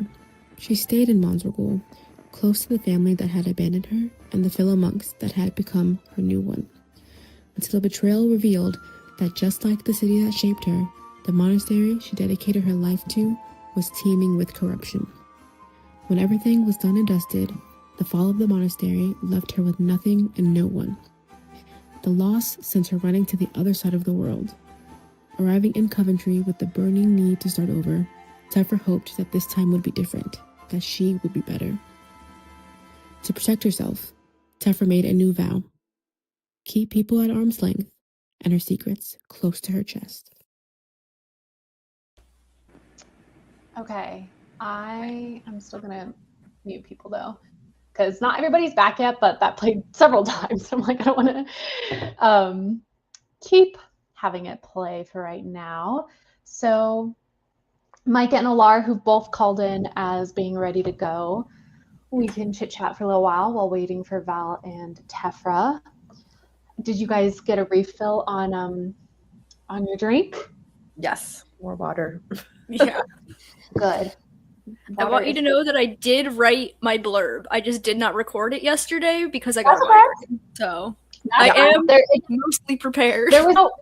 There is no time limit on that request. It was just I want, and the idea is that the more that I get, I'm going to have them each be their own individual chunks, and then I'm going to eventually, the idea is to have them all together as one video, so that way our break can just be, if they're each like roughly 2 minutes, our break can be roughly 8 minutes long. It gives you guys a good amount of time to really reset, because I think for the past little while I would just always play the intro again, which is only about 1 minute and 40 seconds, so it's like that's barely a time for a break. So I wanted to give you guys some like real break time, and also I think it's helpful for us and for anybody watching to have these like character backstories, because I remember Critical Role used to do that at the start of their episodes back during campaign 1. They had all the characters do voiceover and backstories, and I just remember being like, this is so good because it helps remind me at the start who all these people are. Mars, I do need to know what this rainbow of recycling is off to your side. I'm so captivated by it as a system. Is this like a very hyper-specific recycling system? No, it is. So we all know I used to work at Dollar Tree for many years, and for some reason every year the like plastic bins section, they had like the same items but in different colorways each year. So one of the things that they sell at Dollar Tree are these mini bins. Some of them had recycling logos, some of them had trash can logos. All the ones I have are recycling because I think it's cuter. But I just have them in 9 different colors. So I have bookmarks, black ink pens, colored ink pens, pencils, Sharpies, highlighters, a weird bucket that has like scissors and whiteout and stuff like that, miscellaneous crap, and then the last one is all full of my loose coins. Oh, nice. Loose coins! I love that. That's awesome. Get a lot of change from work because I get tips. So whenever I have the coins, I put them in the bucket, and then when the bucket is full, I exchange them for larger bills. Nice. It looks so nice. It does look really nice. Also, Thank you. We lost someone. I've returned. You're good, no worries. I just, the video played about 4 times, I think, and I was like, okay, I think that's good. To hear my own voice. What'd you say? That's 4 too many to hear my voice. No. Well, I really appreciated you sending it in, and I made that last night, and I was like, yeah, we're gonna have new content for the break, so I was really excited. So thank you. I'll make a mood board for the next one. Yeah. No, I can remake it too, but episode 15, the one with the canoe. All right, let's get back into this format. Are people ready to dive back in for another 90 minutes or so? Let's do it. Let's do it. Okay, so I'm gonna say this. Tefra and Micah and Eku, you guys are going to be able, given your roles, you're going to be able to cross and get to the ziggurat on the western side of the city without incident. Now, if you wanted to take a moment and RP for whatever reason, I want to leave that open to you. If you have anything that you want to do, I'm going to pause for a few seconds in case you want to say anything. Okay. Okay. So then we're going to go with Alara and Val now.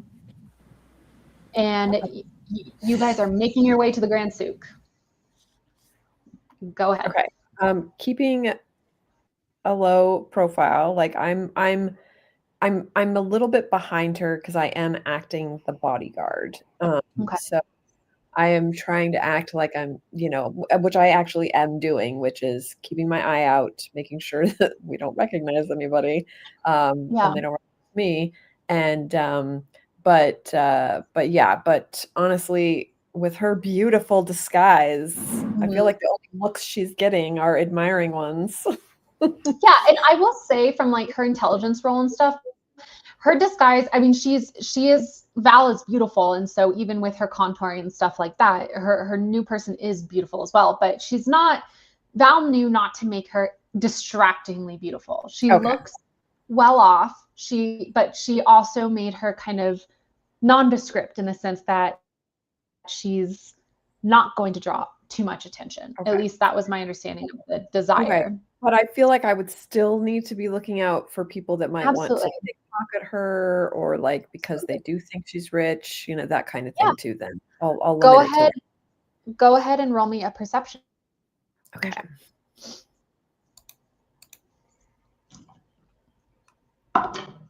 13. All right. You are, as you guys make your way through the streets of Port Nyanzaru, it's almost like disorienting after having been out on the open water, trudging through the jungle for days on end, almost 2 weeks at this point, to be back in this city where you started it all, where you spent 3 days that felt like they lasted a year, and but you have been away from Port Nyanzaru for longer than you ever spent there, and you've been in the depths of the wilderness, and so it's a little disorienting at both of you. The sights, the sounds, the smells are very assault you. The sound of children, the singing, the fountains that run along these streets, it all is overwhelming. But you gather yourself and you begin walking, making your way to the Grand Souk. Tuk-tuks pass by, driven by velociraptors and other beasts of burden. And you, Alara, are scanning the crowd. And even though you feel a little bit overwhelmed and overstimulated is the word that I'm looking for, you don't notice anything immediately that catches your eye as being a threat to you or Val. Okay, so how fast are we going? Are we just kind of going a leisurely pace? Like, how long will it take us to get to the bazaar? Just go walking normal. From your previous times in the city, you know that from going from roughly the market ward to the merchant ward, walking takes about half an hour. Okay. So I'm thinking we're staying quiet just so we don't draw any attention. So we're not actually talking while we're walking. Yeah. Mm-hmm. Yeah. Okay. We're just moving along along with the crowd. Whatever pace people are going, that is the pace that Val is going. Nice. Okay. I like it. Why don't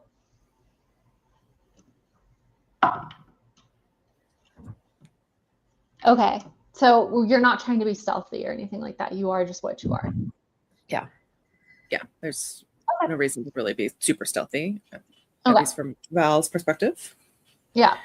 All right, so I would say about half an hour, 45 minutes after saying farewell to your party and agreeing to meet up in the Old City, you guys arrive at the bustling Grand Souk, and it seems like you are getting there at a decent time. It's actually a little quiet. I would say it is bustling because it is end of day. Lots of people are heading to the souk to get their kind of errands done before they go home for the day. It's not nighttime yet, where a lot of the like street markets, night markets open up and the more like brick and mortar stores close.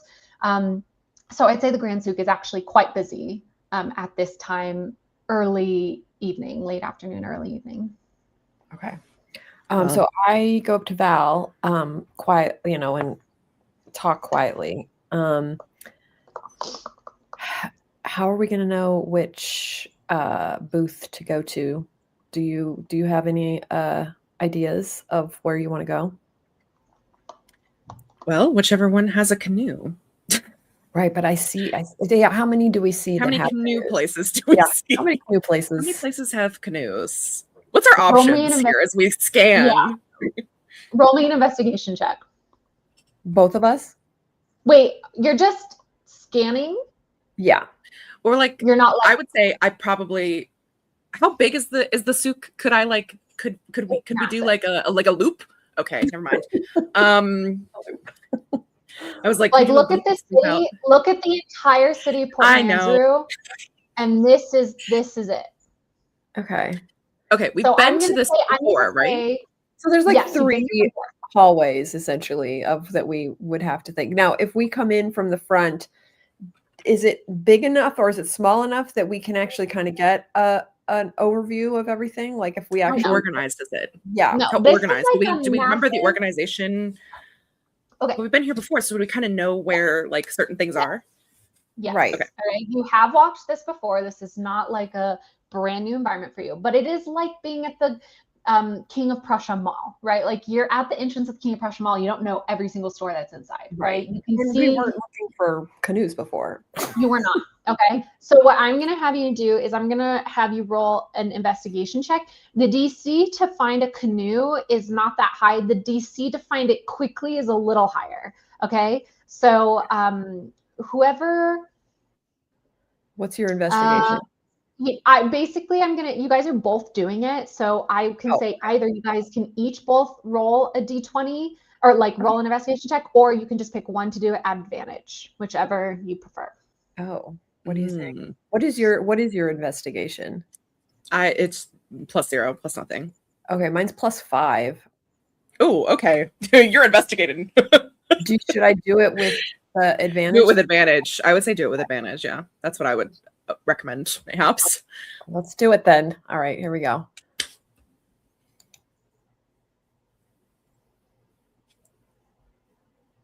Okay, if you do it with advantage, does it automatically just pick the highest one then?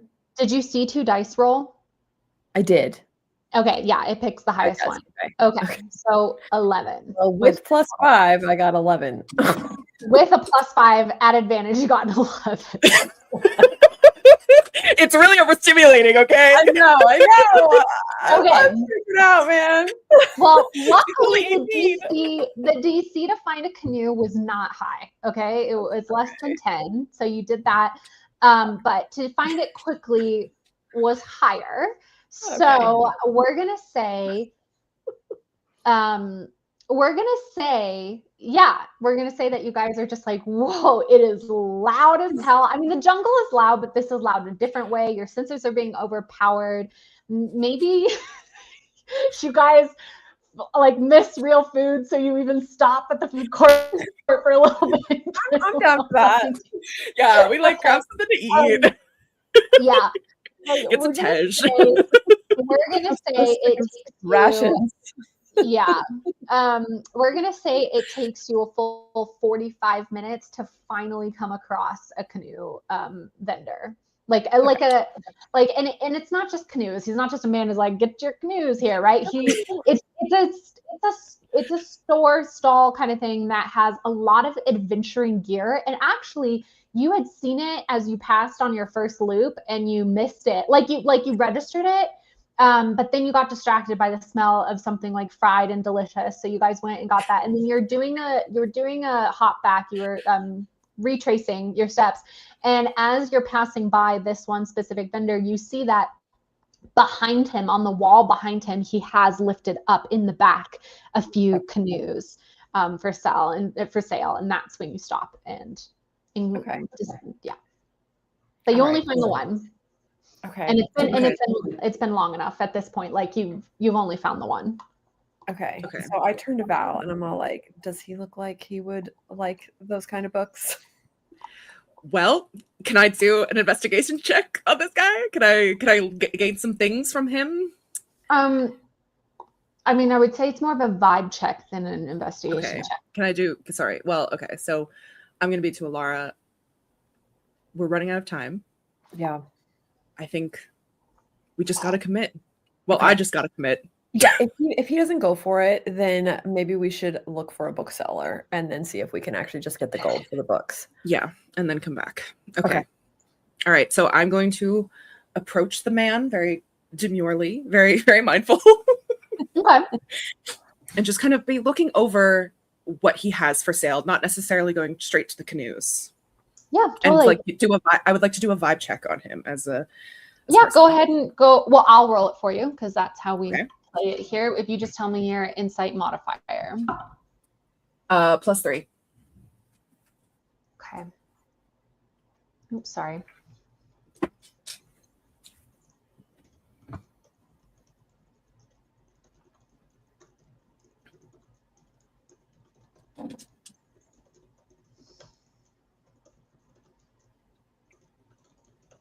Okay. So he is a tall half orc. Oh, why am I drawing all over this? He is a tall half orc. And you know, he is tending his booth. He greets you as you walk up. He's got the common Cholton accent. Hello, hi, welcome. You know, let me know if you need any help. You try and suss him out. He's hard to read. Okay. And while Oh, she's interacting with him, I am my back is to her and I'm scanning the area, just making sure that All no right, one's roll me another perception check. Okay. A 10. A 10. Yeah. You scan the crowd, but you don't pick out anything in particular of note. Okay.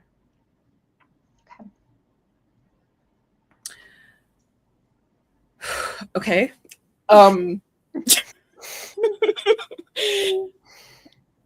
I am going to kind of. How big is this? Like, is this like a stall with like multiple like tables? Am I just like standing in front of him? Like, how is the setup of this? Is there like, you know, what's kind of? Have you ever been to a Ren fair? No. I don't know. Then how to. Sorry, I just read the private chat. Micah says King of Prussia Mall is a crazy pull. Is that not what it's called? When I was at I went to a tennis camp one summer, and we would do weekend trips to the King of Prussia Mall, and I kept calling it the Prince of Persia Mall. And it's called the King of Prussia Mall, right? It's called King of Prussia. I just didn't expect you to not I didn't expect you to know what that was, because it's like that's literally 20 minutes down the road from me. Like, I was not expecting King of Prussia to come up. Well, it's in Pennsylvania, isn't it? It's north of Philly.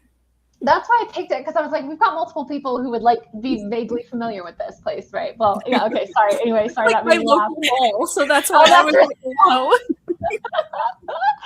That's so funny. I just remember it being big. That's what I remember. Being like, this is big ass mall. Anyway, yeah, whenever I think big mall, I think the King of Prussia or Prince of Persia. Just, you know, anyway, sorry. What were we doing? Oh, you were doing a vibe check, or you had already done a vibe check? Well, I had already done a vibe check. Yeah. Is there anyone else getting it? You were asking about like it's like You've been in a ball, right? I'm gonna say it's roughly the size of a Hot Topic. Okay, so it's like, okay. You know, it's Okay, but it's just like a tent.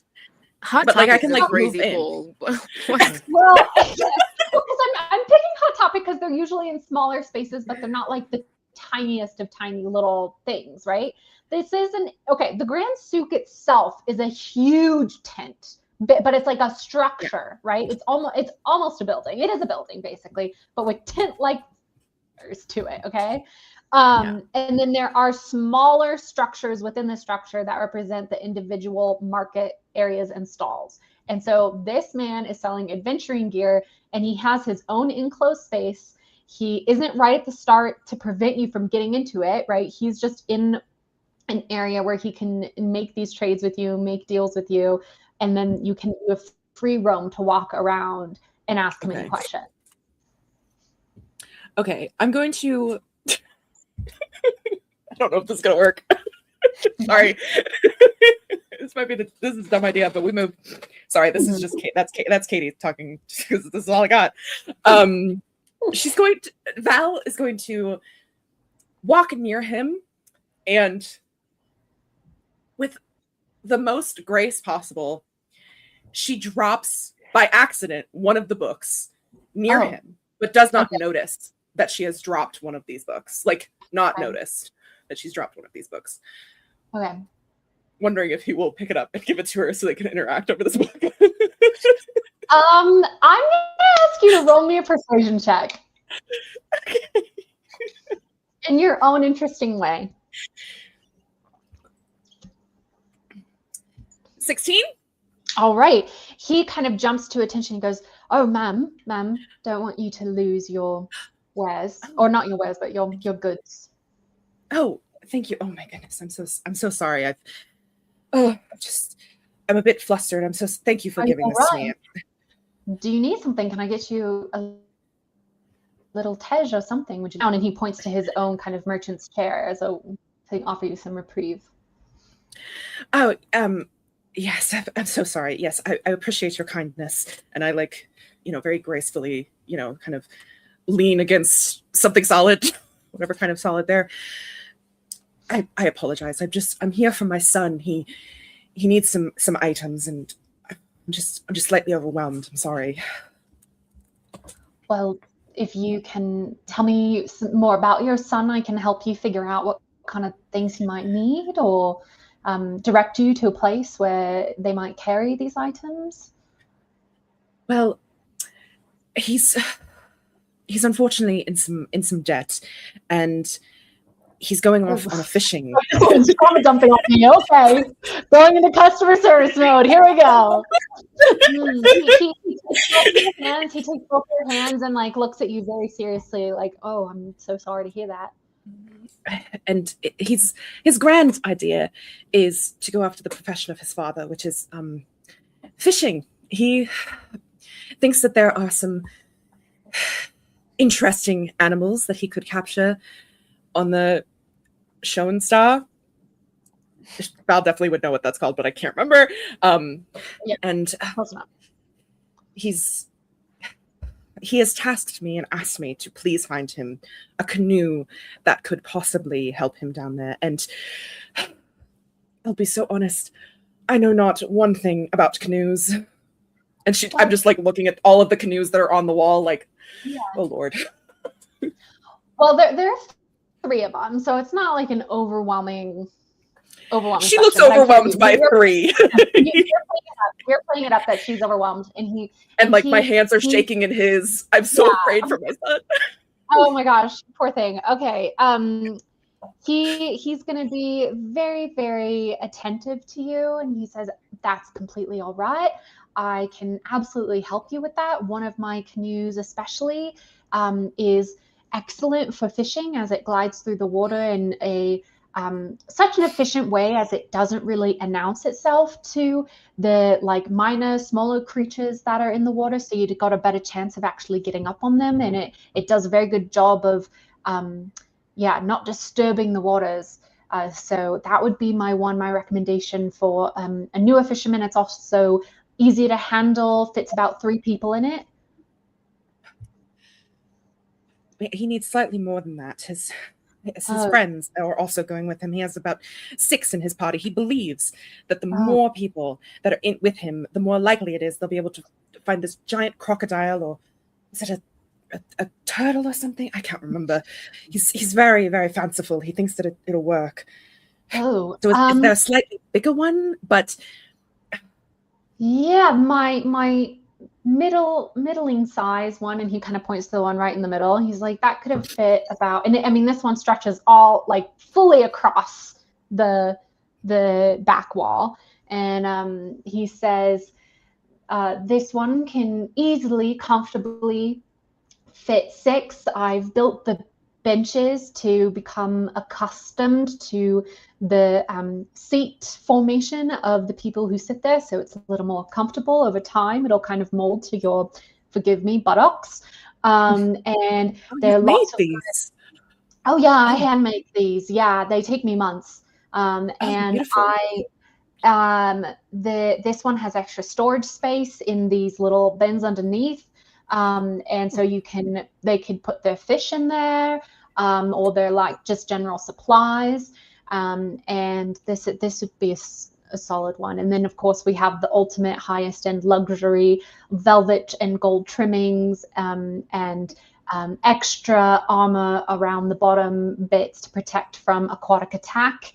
And that's my, it's a similar size, but it's just got the extra stuff. And he points to the one on the bottom that you can tell is like, it's got lots of flourishes all over it.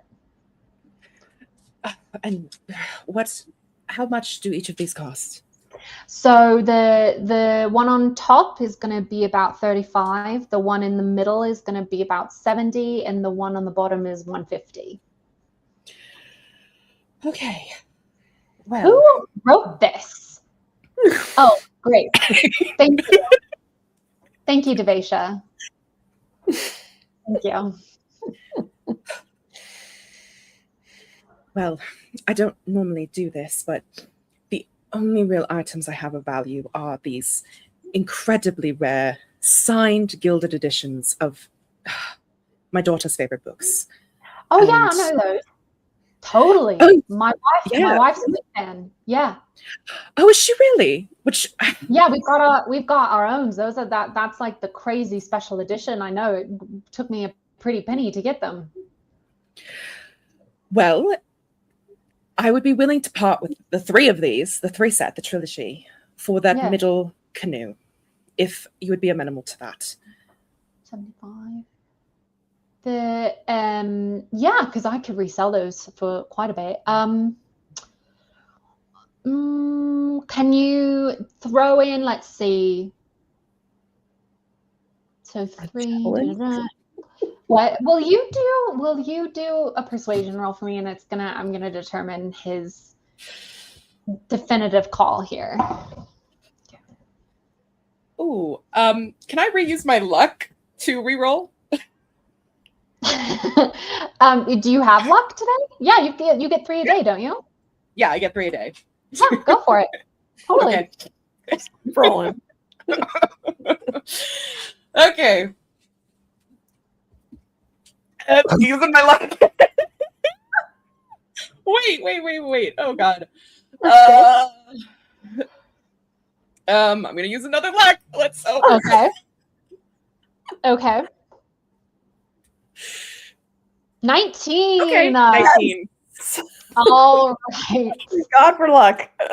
All right. He goes, these books are really a fad now that very sadly the author recently passed. So this is a really, you're being very generous, and he's kind of saying this in a tone where he's like, you poor little fool, I'm gonna do a good deed today because you don't know how kind of idiotic you're being in this trade.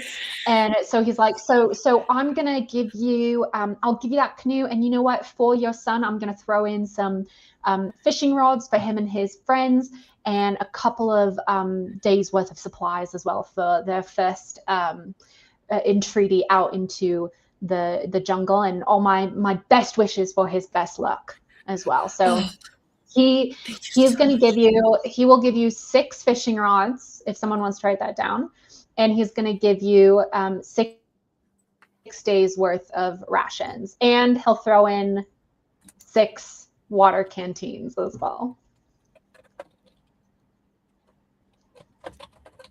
And 6 days of rations? And 6 days of rations. Mm-hmm. Oh my goodness, your kindness has been unbelievable. May I please know your name so that I could, when my son returns, hopefully victorious, he can send all of his friends over here to continue to buy your beautiful canoes and your supplies. Oh, yeah, my name's Brian. Oh, Brian, thank you so much. You've truly helped me and my family, and we can never.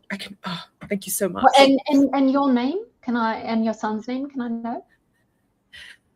My name is Carla, and my son's name is Andrew. Well, I really appreciate you coming in today, Carla. Don't you worry. I'm sure your son is going to have a marvelous adventure, and you should be really proud of him as a mum. You should be really proud that he is willing to, go out and do this, because kids these days, it's really hard to get them to want to do anything. I've got a couple of my own, and you should hear them groan when I ask them to just come in and man the shop for a few hours, let alone, I can't even imagine what they would say if I asked them to go out into the jungle and, hunt for me. So you should be proud. Thank you. Keep your children very close. I wish you all the best with them, and that they have wonderful, fruitful lives. And if you just write down your address, I can get this delivered within the next few days. Is it too heavy for me to carry? Because I could come in and step in and be like, I'll take care of it. What's your carrying capacity? Where is that? Where would I find that? Should be on the character sheet somewhere. Yeah, I feel like if you go to your inventory and click where it says weight carried, it'll tell you your carrying capacity. Okay. Thank you, Mars. Carrying capacity 195 pounds. Then you are able to carry this. Okay, then I'm going to step in and I'm going to be like, oh, that's okay. It's my job. I'm going to carry it. This is my very good friend. She's kept me in my brain straight. So she'll help. She'll take this if that's okay, and I can carry the rest of the supplies. It's just he's very eager to get on. Oh, well, tell him not to be too bullheaded, or too tell him, make sure he's got his wits about him. The jungle does not reward those who are who kind of limp before they look, let's say. That's very wise advice. I will certainly tell him. I don't know if he will listen to me, but maybe it'll be in the back of his mind as he hunts, as he fishes. Well, I wish him the best of luck, and please think of Brian anytime you need a restock on any provisions for Andrew, or for yourself if you decide the jungle also calls to you. He kind of has a little yeah, right. kind of Jeez, I shudder. Oh, well, I certainly know where to come if that does ever strike me, but I fiercely doubt it. I think I'll stay right here in the city. Right. Awesome. Okay, so that he helps you, Alara, take it off the wall, and he checks out, gives you a receipt, accepts the books, and you see he takes the books and he puts them into a lockbox full of other kind of random sundries, and you kind of gather the idea that that was a perfectly normal transaction to him, that this market doesn't just operate under the exchange of gold for goods, that trading items for other items is a perfectly normal form of commerce in Jolt. So you guys have a canoe. We have a canoe and a bunch of supplies. Look at Betty! Yay, Betty! Can I just say, when you named him Brian, I was like, okay, so Lindsay's husband. He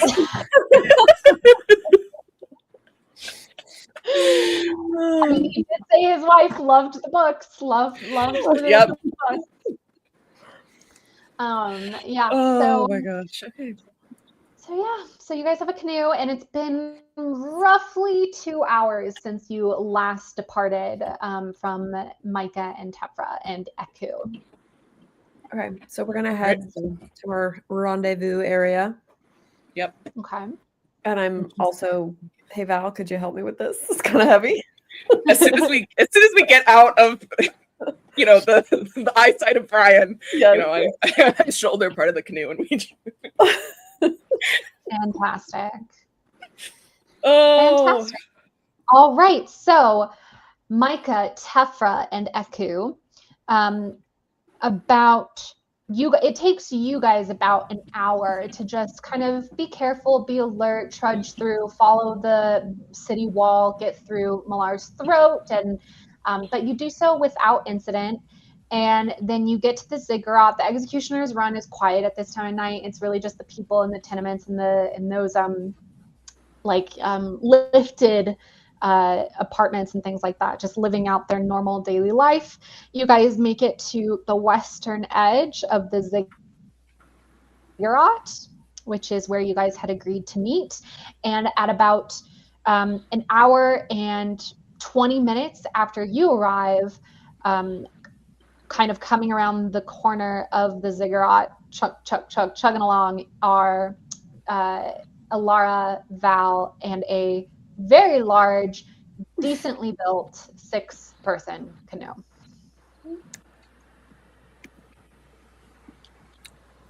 And we didn't steal this one. Glad to hear that. We managed to get it without any incident. No incident. No incident. I just really embodied a character that I haven't played very often. So it was nice to flex that muscle a little bit. And Val, you can take a point of inspiration for the RP. Thank you. I think I already have inspiration, but I appreciate it nonetheless. Why? Okay. Why did you use luck then? You could have used your whatever. I mean, I guess. Oh, well, I didn't realize, but yeah, that's fine. Oh well. You're I didn't fine. realize I could use inspiration to re-roll. Yeah, that's what inspiration's for. Oh, I thought it was to do an advantage on a roll. Okay. Well, but that's like, I mean, you can use your inspiration to re-roll too, because that's like having advantage is by doing the re-roll. Okay, I understand. Yeah. That was fun, despite the fact that I was really nervous. You did amazing. So you guys did great. It's been a few hours. Is it like getting into the later evening now? It's still early evening. And Cholt is in the south, so there's still, you'd think there's probably 1 to 2 hours left of sunlight. Should we get in the canoe and get onto the outskirts of the city as much as we can and make camp? Should we start going? Yeah. Take a couple hours down the water. Yeah. Will it be difficult to canoe in the dark? We need to sleep. No. That's true. And then also, it's just going to depend on your vision abilities. If you've got dark vision, and it's just it will be a higher DC, but it wouldn't be impossible. And it depends on the weather. It's going to depend on if you're in the deep jungle, but you're along a river line, so you're not dealing with complete darkness from canopy cover, because the river line would be a break in the trees, and so you'd be able to see starlight, moonlight, depending on weather. So it's just going to be totally dependent on. But yes, in general, perfect conditions at night are still going to be harder than even mediumly difficult conditions during the day. Okay. Just because of the darkness. But we still have. Know if it was a possibility. Oh, sorry. Okay, yeah. I just wanted to know if it was a possibility. In case. It's absolutely a possibility. Totally. All right. So I would say after a couple hours, you guys kind of get right into the middle of this hex when the time to rest would be upon you.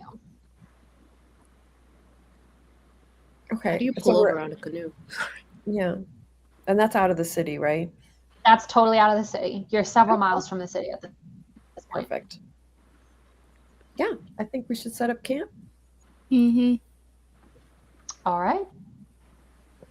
So you guys go through your setting up camp, which, if I remember correctly, is like you're eating food, and you update your map if you need to, but you're on a part of the map that is fully updated. All right. Is there any RP you guys want to do before you take a rest? And then we can spend the next hour or so doing hex crawl as you guys head down the Ocean Star River. Micah doesn't have the smut books anymore, unfortunately, so all they can do is flip through the monsters guide and see if there's like an aquatic monsters section. Yeah, yeah, there absolutely is. And if you want to spend some time reading it, then that's noted, and it will affect your ability to identify things in the future. So you'll be like, Val, look at this. Look at the teeth on this guy. Ooh, he's kind of hot. Val, roll me.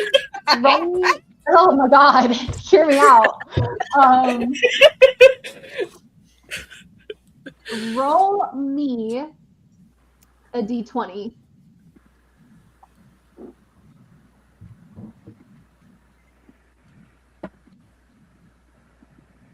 Seven. Okay, a 7. You flip to a page that is, sorry, I'm just reading this, a page of something called a hadrosaurus. Ooh. And I'll have you read about it. Just give me 1 second. Can I do this on D&D Beyond? Hold on. I will be right back. What if I tried it with a token? Monsters. A hadrosaurus. Here we go. No monsters found. He was right there. I know. Let's just add it. And then if I click on it, will it show me? What is that? I don't want it to hide. You guys aren't encountering this. I just wanted to see if view stat block. Can it show you anything about it? Does it show you like a cool personality or like a picture? Not really. That wasn't as cool as I thought it would be. Let me just look it up. Hadrosaurus for you guys too. D&D Beyond. I know I didn't spell that right, but hopefully it'll know. Oh, wow, it really does. Oh, a description. It says, Hadrosaurus is a semi-quadrupedal herbivore recognizable by its bony head crest. If raised as a hatchling, it can be trained to carry a small or medium rider.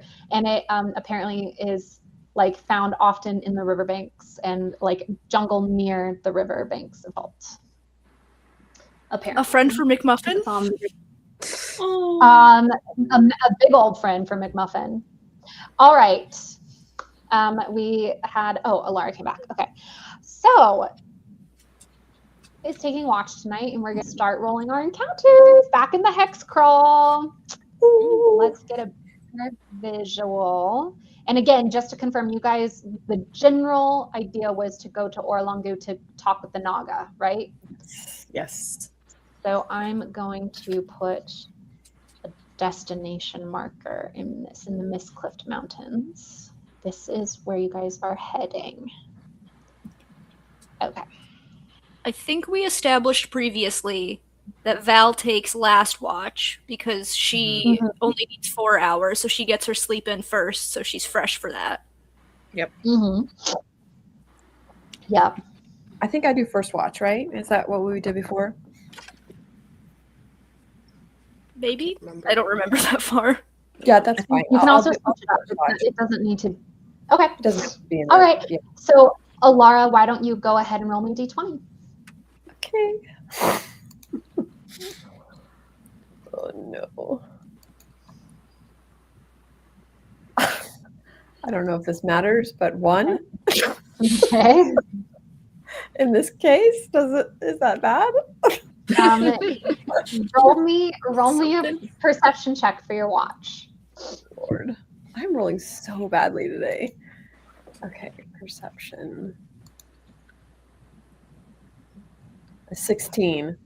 All right, the few hours that you are required to be on watch, you stay up, you kind of consider the things you accomplished today. You're feeling really good on the shores of this riverbank. The air like you're relieved by the cooling air as night falls, and your compatriots go to sleep, and your watch passes without incident. Who's taking second watch? How many watches do we have? 3. Tefra will take the second watch. Tefra, go ahead and roll me a d20.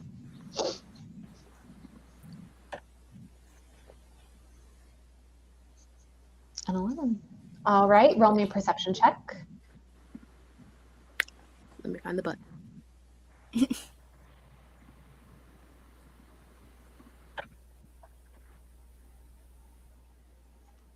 A 7. You are going to be super honest with yourself. You doze off a couple times during your watch.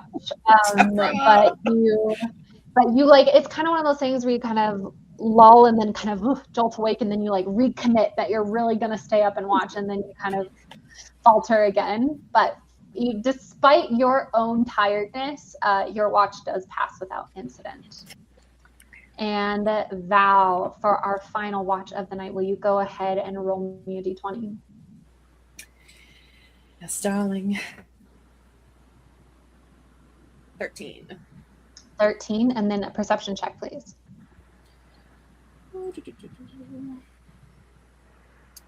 23. Oh, 23. She's rested. She's pretty After your meditation, you have done very well, and you, you are happy with, like, you're feeling alert, you're feeling good. This is nighttime. This is like when you thrive as someone who grew up in the Underdark, and you are hyper alert, and there's chittering of the jungle. There are some night creatures that pass by, but they're mostly harmless, and your watch passes without incident as the sky begins to brighten. Okay, I'm gonna roll for the weather today.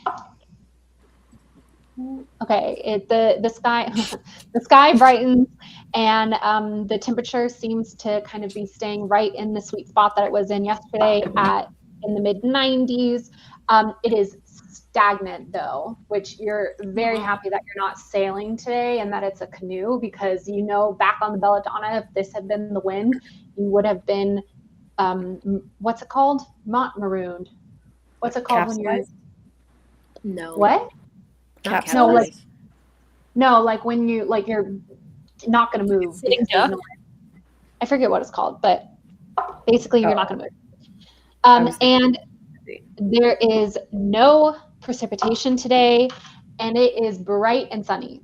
So Val, today you are at disadvantage on your ability checks.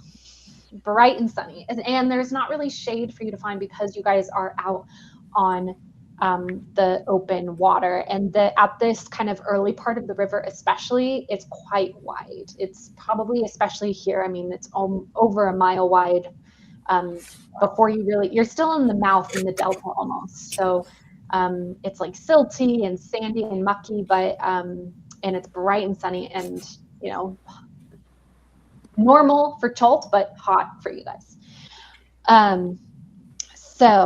But not so hot that you guys are going to get out of water. So Micah, go ahead. If you guys are going to break down camp, go ahead and mark your spell slot for the create water spell. Mm-hmm. And then you just are going to go forth on the adventure today. Is there anything you want to clarify or get done before you go? Do I lose my exhaustion? Yes, you are not exhausted anymore. If anybody had any points of exhaustion, you can all just mark a long rest, and that should resolve any exhaustion that you're dealing with. Woo. I also show off the same canisters that I was given for free, basically. So how many water canteens do we have now? I think you had 2 per each of you before. Mm-hmm. I think that each canteen held like a gallon, right? And you guys were needing to drink 2 gallons a day, and I think you had enough for each of those. So I think you each had 2 canteens, so plus Eku, so 10 canteens total, so now 16 canteens. So I'm gonna cast at 2nd level so that I can create enough water to fill all of the canteens, because I create 10 gallons per level. Okay, sounds good. So you now have 16 gallons, and maybe if anybody wants to take a shower, they could use some of the extra gallons to just like, get freshened up for the day. Mm-hmm. Val like finally washes off her disguise. Yeah, totally. Slept in your makeup. Slept in her makeup. She sure did. She's got the like raccoon eyes, that like the little mascara crummies and stuff like that she's got to get rid of. Yep. All right. Okay, so do you guys want to go at normal pace, or do you want to push as you row this canoe and try and go fast? Because at normal pace, you would go 2 hexes per day in a canoe. At a fast pace in a canoe, you could go 3 hexes per day. Ooh. I vote we start off a little faster because we are in more of an open water. We haven't gotten to like the twistiness of the river yet. Mm-hmm. So we can always slow down when we approach more treacherous areas. Yeah, I'm down for that. I agree. Let's go All fast. right. All right, and so it begins. Tefra, Micah, Val, each of you roll a d20, please. At disadvantage for this, or Oh, no, this is not an ability check. We're Okay. just rolling for potential encounters. Oh, Like- slay. I love, can you hear that? Sorry, it's really loud on my side. You rolled a 19, Micah, Yes. and Tefra rolled a 20. and I rolled a 10. Okay. Uh-oh. I'm scared. Okay. Okay. How many different ways are you going to say okay? It's terrifying. I don't want Sorry. Just started sweating. Okay. Wait. It has apparently started snowing here in the time that we've been playing. Oh my gosh. Oh, really? That's lovely. It's like Something coming about the down. Crazy. That was like it was fated. That was crazy, guys. So I'm rolling some D100s right now, and I accidentally rolled my D10 and my D12, and I got an 8 and a 9. I was like, okay, 89. But then I was like, oh wait, which one's the 10s? Which one's is it 89 or is it 98? So then I actually found my D100 die, and I rolled a D100, and I got an 89. It was like it was like wow. That's the number. Very specifically, this is what's about to happen. I'm Great. scared. Oh. I wish this actually had ale in it. Isn't it like 10:30 for you? 9:30. Okay.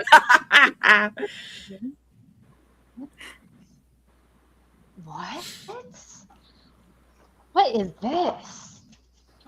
Oh, great. Marty, I'm scared. I'm perplexed. Yeah, Let's that's a find good out. sign. We're all gonna die, aren't we? Yeah.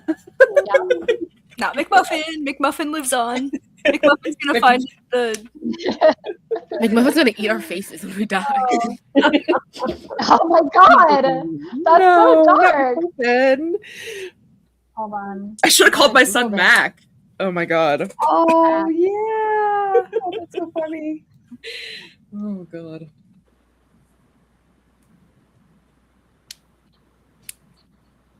Oh my. Oh.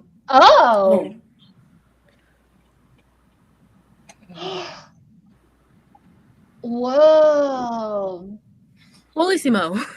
I know, guys. I'm sorry. This is look. Give me a second. Okay. So this is what I'm gonna do. Oh no. Water. Oh. Oh no. These are squares for combat.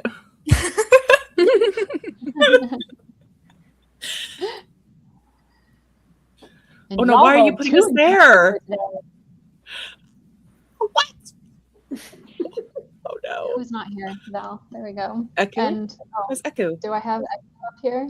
I don't have a. Oh, flying monkey. We've got. You have all of my wild shapes. Echo's just gonna be a little frog. Oh, that's what these are. These are your Yeah, wild those are all the shapes. things I can wild shape into. You can wild shape into a velociraptor? How fun. You told me I could, because I saw one at Executioner's Run. That's true. That's a good point. We could put in some Rita Flues. She would have recalled the canoe. She's a yacht. This is gonna be Echo. Just sorry, Devasia, but Karina's being. That's okay. I think this is hilarious. Okay, let me draw the boat. Nice and big. I have a quick question because I'm just looking through some of my features and traits because I never really looked at that. You know what I mean? Like I kind of forget. I always do actions and spells. And there is something called Hunter's Sense. Yeah. And it has 2 spell slots that I can use every long rest. But it says as an action, I can choose one creature I can see within 60 feet. You immediately learn whether the creature has any damage immunities, resistance, or vulnerabilities, and what they are if the creature is not hidden from divination magic. So is that something like once you see a creature I can use? Will you read it one more time? Yeah, it says as an action, choose one creature you can see within 60 feet. So there you go. So something, if a creature comes out at us, I can hit it and then get information about them. As long as you can see it. Okay. Yeah. Perfect. Yep. Well, and also you guys have in general that ability as well too. Like with your special, you've got that like the battle awareness thing. Yeah, thank you. Battlefield awareness. This one, I just noticed it because I had 2 like little slots next to it, and I was like, oh. Yeah. And yours is nice too, because I think yours tells you like resistances and immunities and things like that, whereas I don't think your battlefield awareness tells you that. I think battlefield awareness tells you HP and like AC and HP. Yeah. Okay, so we could. Okay, that's cool. Combined, it could be really. Yeah, really powerful combined. Yeah. Okay, swarm of quippers is what's happening right now. Oh, what is that? Yeah, what are those? It's basically piranhas. It's basically piranhas. Ooh. What happens if I press that? Starting the game session will share active map with players. You guys don't need to see it because you guys are literally looking at it right now.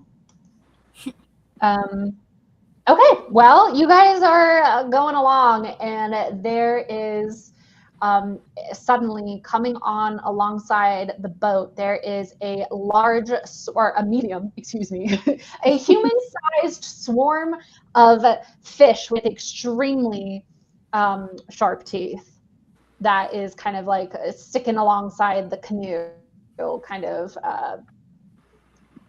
doing its thing. I don't know. How many? Are they doing anything? They are swimming alongside you. How many are there? It is a swarm. So let me tell you, I apologize for me taking this long. I just am, it's a unexpected encounter. So I just want to make sure I get everything right. Swarm of quippers. Here we go. So, I mean, it says a swarm, so it's treating it as its own entity. Like it's treating it like it's its own thing. Like the swarm is kind of a single thing, even though it's made up of dozens and dozens of fish. Let's say there are 28.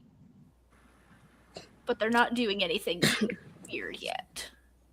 They are underwater and they are just following the boat. Micah, you want to look in your monster manual, see if they have anything on quippers? Yes, in my book. This animal, roll the investigation check. Investigation. That's a 6. You do a quick perusal, but you don't see anything in Volo's Guide to Monsters about these fish. Say we just let them be for now, I guess, as we canoe down. Would this be also? They fry up nicely if anybody is interested in that.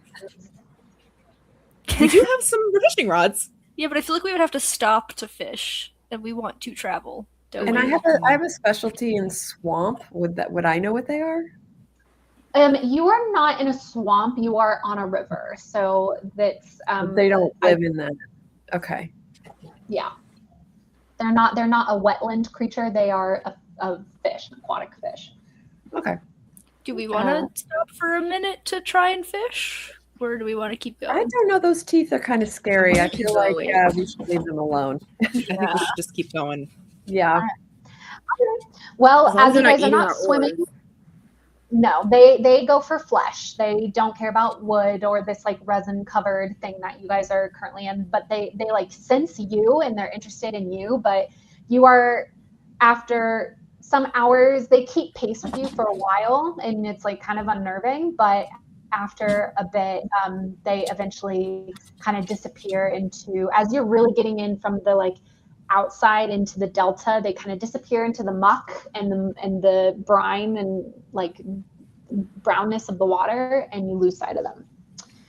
Okay. And everyone keep their appendages in the boat. Hide them. Yes. Can I add it to my wild shape list? Oh, but no, because I'm sharing my thing. Yes, you can. Wait, let me look at the. Yeah, because you can do anything that's a challenge rating 1, right? Right now I can do Oh, it's okay, a swarm is a challenge rating 1. You can do a quipper because it's got a single quipper has a 0 challenge rating. I'll take it. I'll add it to the list. Okay, sounds good. I'm just collecting quippers. All right, and then we had a 19 rolled, so I'm gonna roll another D100. Oh my god, that was only one of them. That really hilarious what I just rolled. Okay, so at a certain point in the day, you guys notice another swarm of quipers. Oh my gosh. And they really seem to be, you're not sure if this is the original one that is still following you. This is well into the afternoon at this point. This is hours after you felt the first swarm disappeared. And you're not sure if it's the original one. You're not sure if it's a new one, but there's another group of carnivorous fish following your canoe with interest. Okay. Yeah, no, let's just keep going. Yeah, let's keep ignoring them. Seemed to work the first time. All right. So they follow you. They continue to follow you. And at this point, it's getting into evening and you're getting tired and they are still around the boat. So it's up to you to decide if you want to kind of push forward a bit. And I'll show you also. Yeah, well, actually, I'm going to say this. It's up to you guys if you want to push forward a bit. I'll say you to try and lose them because you're trying to outpace them the way that you did with the others. You assume you outpace the others. And or you can pull over and rest and just like take your chance that maybe they won't come for you on the very, very shallow banks when you like pull up onto a really shallow bank to try and avoid them. I say we keep going. Yeah. I say we try to get away from them. Yeah, just for a little bit. Okay, so I'm going to say that because of that choice, they do fall behind, you believe. You stop being able to see them in the water. And I'm going to say everybody needs to roll a Constitution saving throw for that. And if you do this, I'm going to say you get to travel 1 extra hex today. 10, 11, 20, and I'll roll 1 for Ekum. 13, 18. Okay, everybody rolled above a 10, which means everybody does not gain a level of exhaustion. Very nicely done. So we're going to go back to our map of Chult. And very well done, guys, against your 2 swarms of... oh my gosh. Can you tell us now what would have happened? Or are you going to save that? I can't tell you that. that is, this is about you guys finding out information for yourself and collecting it and, drawing on your previous experience. All right, you guys get to travel 3 hexes today. So 1 and 2-ish and 3-ish. Okay, so you guys are roughly ending your day right here. Nice. All right, and you pull up to not shore. too bad. Yeah, not too bad at all. You pull up to shore. There's no problem getting camp set up. You don't update the map because you're still on the mapped portion of the map. Do you have any RPing or anything you guys want to do before you rest and start a new day? Or actually take watches, I should say, because we still have our nighttime encounters to roll. I want to turn into a quipper just for a minute to see what it's like. Oh my god. I'm just like Okay. very near the water. Take a little Can they peek. be on land? No, it specifically says they can only breathe underwater. Yeah, they can only breathe underwater, yeah. I just want to know what it's like to be this little guy. All right, so you use up one of your wild shapes, and you keep all of your own mental stats when you're in wild shape, but the instinctual background is still there. You can feel at one with this animal, and you feel in your stomach this gnawing hunger for flesh. You almost want to turn back into Micah so you can start gnawing on your own leg. You're like, gosh, good old tasting meat. Wish I had tasty meat. And that's kind of, but yeah, you can swim around a little bit in the shore bank. It's murky, dark water, but to you, it's home. Do I see any little fish I can go after? Yeah, there are. This place is teeming with aquatic life. There are tons of minnows and little axolotl type things, and lots of little things you could go for. Yeah, I'll go for a little Mud snack. A little snack. Okay, let's say you just grab a little mud puppy in your mouth, and within 2 bites, and swallowed. Sick. Puppy. All right, I'll just spend a couple of minutes doing that, not long, because I don't want everyone to have all the Mike is being a fish. Yep. Mike is being a fish. What else? Who else? I love it. Who else? I think Tefra's gonna do some meditating. She's like, I think I was dozing off last night because I didn't meditate. Let me lock in. Yeah, I like it. Val is taking the fishing pole out of Alara's hands because she's trying to fish Micah. And they're just kind of playfully fighting over it. Good idea. Hey. Alara's hear me out. What if we chop off one of Eku's fingers and use that as the lure for the cannibalistic Micah? Turned into this cannibal, I'm going to get both my foes. Alara's like, let me use my special move. The eye would work perfectly. I lose my 1 fish hit point. I turn back to Micah and I'm just in the water. Totally. Yeah, you would get hooked and immediately poof into Micah. Ow! Yeah. Amazing. Amazing. All right. Whoever's taking first watch, go ahead and roll your d20. I'll do first watch again. I was gonna say, since you two, Alara and Tefra, took watch yesterday, if Eku and I want to take over the 2 watches tonight, so that you get a little break. Eku is going to politely decline taking watch as she needs her sleep. She needs to be super alert during the days to help guide you through the jungle. So the watches are going to be on you guys. I'll take it.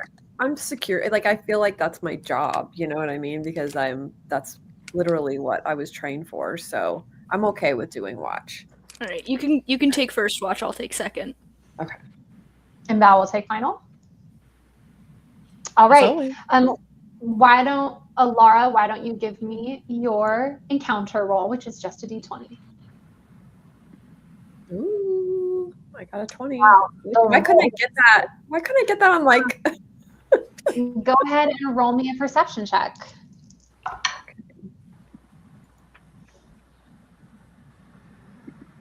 21. 21. Okay. Okay, Alara.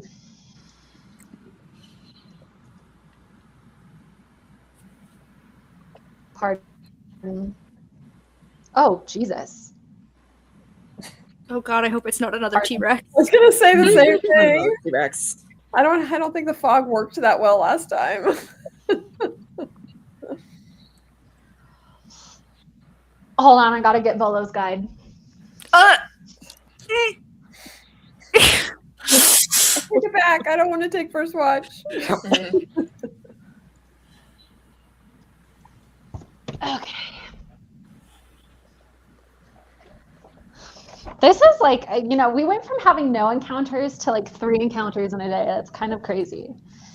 Kind of crazy Sure is. if you think about it. What the hell are these things called? It's an ugly word. Oh no, why are you... Sorry, give me a second. They're doing them in like, by challenge rating. And I'm like, no, I need you to do it by alphabet. Because I don't have access to this online. I have to do it by this. Ooh, an elder brain. Should I just have you guys fight one of those? No, thank you. Oh, okay, that's too bad.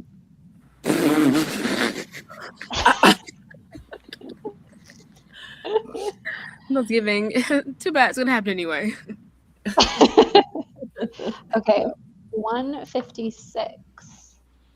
Also, I love that it doesn't tell me how many of them. Just one. Let's see. Let's see what I think you. Oh, no way. Oh. Oh. Okay. Interesting. Okay, sorry guys. Wake up, everybody! You guys do some end of night RPing while I build up an encounter, please. Thank you. I mean, everyone's asleep except me, I think. I mean, Well, if I'm on watch. And you haven't told me if I perceived anything yet, so. Well, you're not perceiving anything at the start, you know? Right. Do I sense What are you thinking anything? about? Like, yeah, like if I'm in a thing, like if I sense that there's danger, then I probably would wake up Val. You don't sense anything that there's danger for the first 2 hours of your walk. So you've got 2 hours where you're just by yourself doing nothing. Twiddling my thumbs. Mike is dreaming of sharp teeth and blood in the water And flesh. and eating. I'm just Oh, that's hoping that we don't get attacked by anything.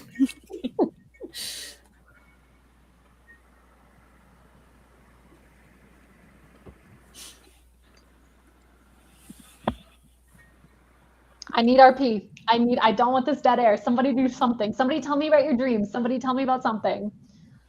You'll get inspiration. Yeah, I already said what Mike was dreaming about. Yep. Someone else take over. Val is dreaming she is in the Underdark again, and there are mushrooms everywhere, brightly colored lights, and she's sitting on a boat looking up at the cavernous beyond above her. And yeah, she likes the sound of the water and the drifting of it. She's very at home on water and at sea, so she's just enjoying that. Nice. I'm just wondering about those fish that were, what are they called? Clippers. Clippers, yes. And I'm trying to figure out, like, based on what Micah went through and how, or well, I guess, Micah, did you tell anybody that about what your experience was like? Yeah, just that it was like a very hungry existence. That was the only real drive I had as a quipper. So I'm trying to think. I'm just like, as I'm watching and looking, I'm trying to brainstorm on if we run into them again, if ignoring them doesn't work, what we could possibly do to defend ourselves against them. So I'm just kind of going over like my spells, my inventory, like what, like my specialty is I know it's stabbing people in the eyes, but like it's technically bow and arrow. So I was like, with that many, how many would I be able to take out?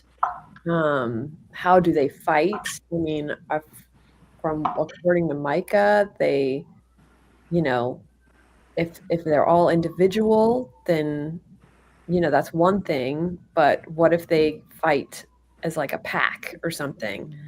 So that would be something. So basically, I'm just thinking out in my head of all the ways that we could potentially fight them if we run up against them again and we can't ignore them. Totally. I love it. All right. Thank you, Laura. You can take a point of inspiration for thinking through all that. And I'm going to go ahead and bring us back to our page that I was sharing. Here we go. And we'll switch back to the map, the water map that we were on. And I'm going to delete these quippers. And I'm going to draw up some brown to indicate that you guys are on the shore. I'm sorry for this. For time perspective, okay? You guys, the boat is like right in the... Can you pick up Tefra, please? Tefra. Why can't I move? She's very heavy. There we go. You guys are all kind of sleeping in a little campfire. Lara's over here. You guys are around your little Mike or Mac is with Val, and Echo Sarita Flus is also sleeping. Okay, and Lara, with your high perception check, you do hear at a certain point some rustling in the grass and like. Oh, that sounds so cute. Like, I can't do the sound, but it's like. Okay, now do I recognize the sound? Does this have anything to do with swamp or no? Yeah, it sounds like a frog. Okay. Just a regular old frog. Like, it wouldn't register anything in my head of like, ooh, this could be the danger frog. roll me and like a nature check with advantage because it's your favorite terrain. Because I'll say that this shoreline thing where it's swampy enough. Okay. Okay, so nature with advantage. 10. A 10, that's enough for you to know. It sounds like kind of a lot of frogs. Okay. Another pack animal. What's going on, man? Okay, so I not too worried about frogs yet. But so I get up. Why are there so many? There's so many of them. And I kind of go to where I'm hearing the noise to see, but I have my my bow ready to go if I have to attack. Okay, I'm gonna just kind of give a bit because it is like slightly grassy, and I'll change the canoe color so it doesn't seem like, wow, this is beautiful artwork, I have to say. You know, okay, we know what it is, so that does make it beautiful. That's true. Do you guys remember the epicness that was the fight with the sea hags with the like weird phallic shaped blobs that I was drawing all over the place? Anyway, okay, Alara, as you go, as you walk through, as you head towards the noise, yeah, I'm gonna need you to roll initiative. Just you. Okay. Where's initiative? Is it up here? Where is initiative? Why am I? It's next to armor class. Yeah, it should be at the top of your screen. Okay. Here we go. 14. A 14, awesome. I'm gonna run this encounter. Alara rolled 14. It already auto-populated that. That was so cool.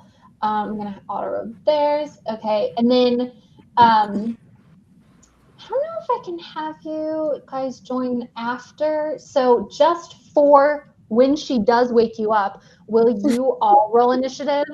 So that way, because this is my first time running an encounter in D&D Beyond, and I don't know if I can add you guys in afterwards. Okay. And Tefra, we're just waiting on you.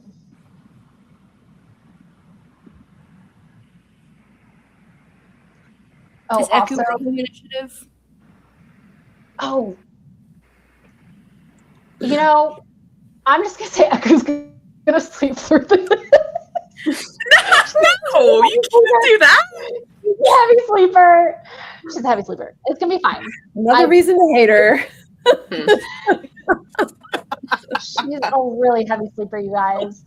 This is why it would be good to have her on watch anyway. All right, I'm going to start with this. And it says it's Val's turn, but Val's asleep, so we're skipping. Micah is asleep, so we're skipping. So the first grung is going to go. Yeah, Susan, you're so here for it. A pack of carnivorous frogs. Yep, she needs her beauty sleep. It is true. It is true. Echo has faith in all of you. So that too. I want a refund on our tour guide.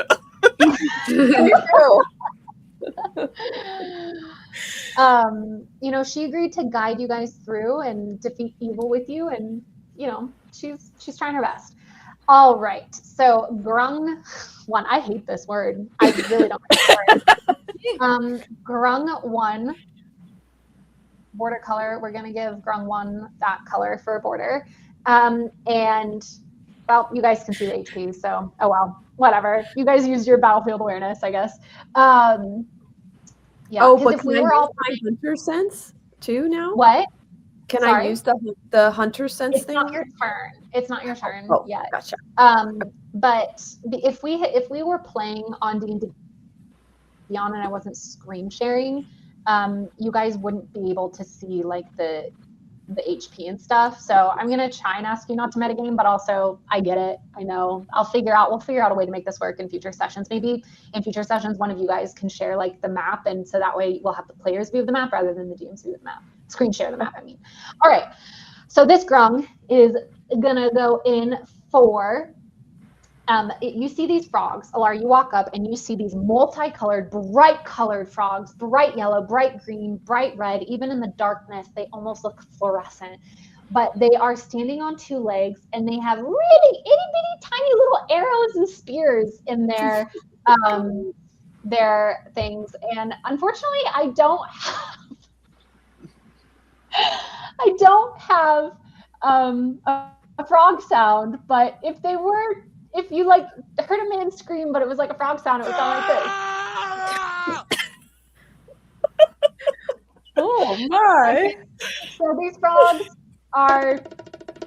they're going, they're doing their own thing. How tall are they? Can I tell? They're not very tall. They are. So I could like kick one. Oh my god. They're small, so they're about the size of a cat. They're not tiny. So they're bigger than a normal frog. They're bigger than a normal frog, but they're about the size of a cat. And you could absolutely two legs. But they're walking on two legs, and they see you. They've got like black paint painted into like interesting patterns along them. And this first grung is gonna take his teeny tiny little bow and arrow and go like and shoot at you. Okay. Oh my god! It's like I don't want to hurt them on some level, like because it doesn't hurt, does it? Girl, you're about to find out. Okay. It does a 23 hits, correct? Yes. I have a 14. So yes. And it does 4 piercing damage. Dang. And you must make a Constitution saving throw for me, please. Okay, so I'm taking out the God, damage. poison. And then Constitution saving throw. Oh, 4. 4. Okay, you also take.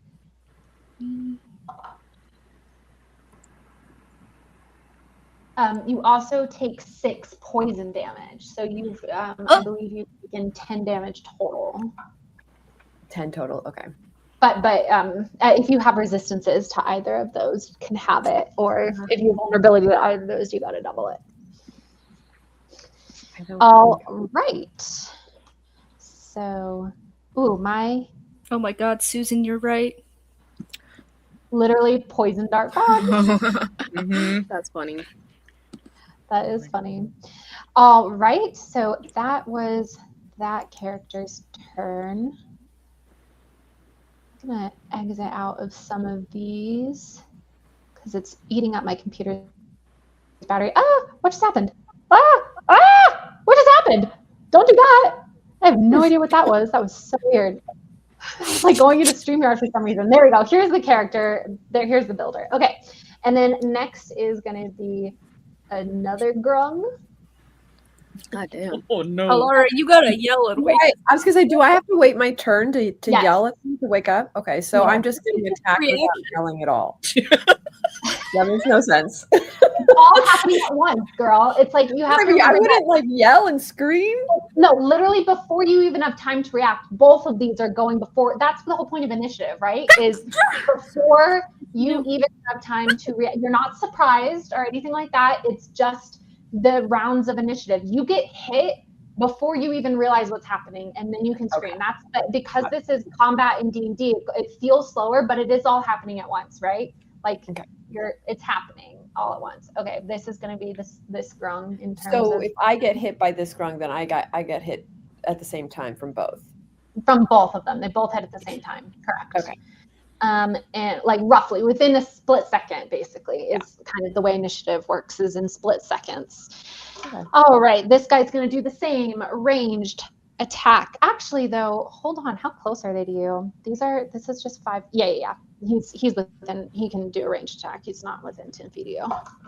Okay, an 8, I'm assuming, does not hit. So, Alara, it is now your turn. You've walked into this brush looking for these frog sounds, and before you even know it, you've got one tiny little poison dart sticking out the side of your neck, and another one which just like flew way far from you, but you felt it like zip past you in the air, and you see before you 1, 2, 3, 4, 5. They're just 5. 5 cat-sized poison dart frogs. Okay. And So it's your turn. I scream, attack!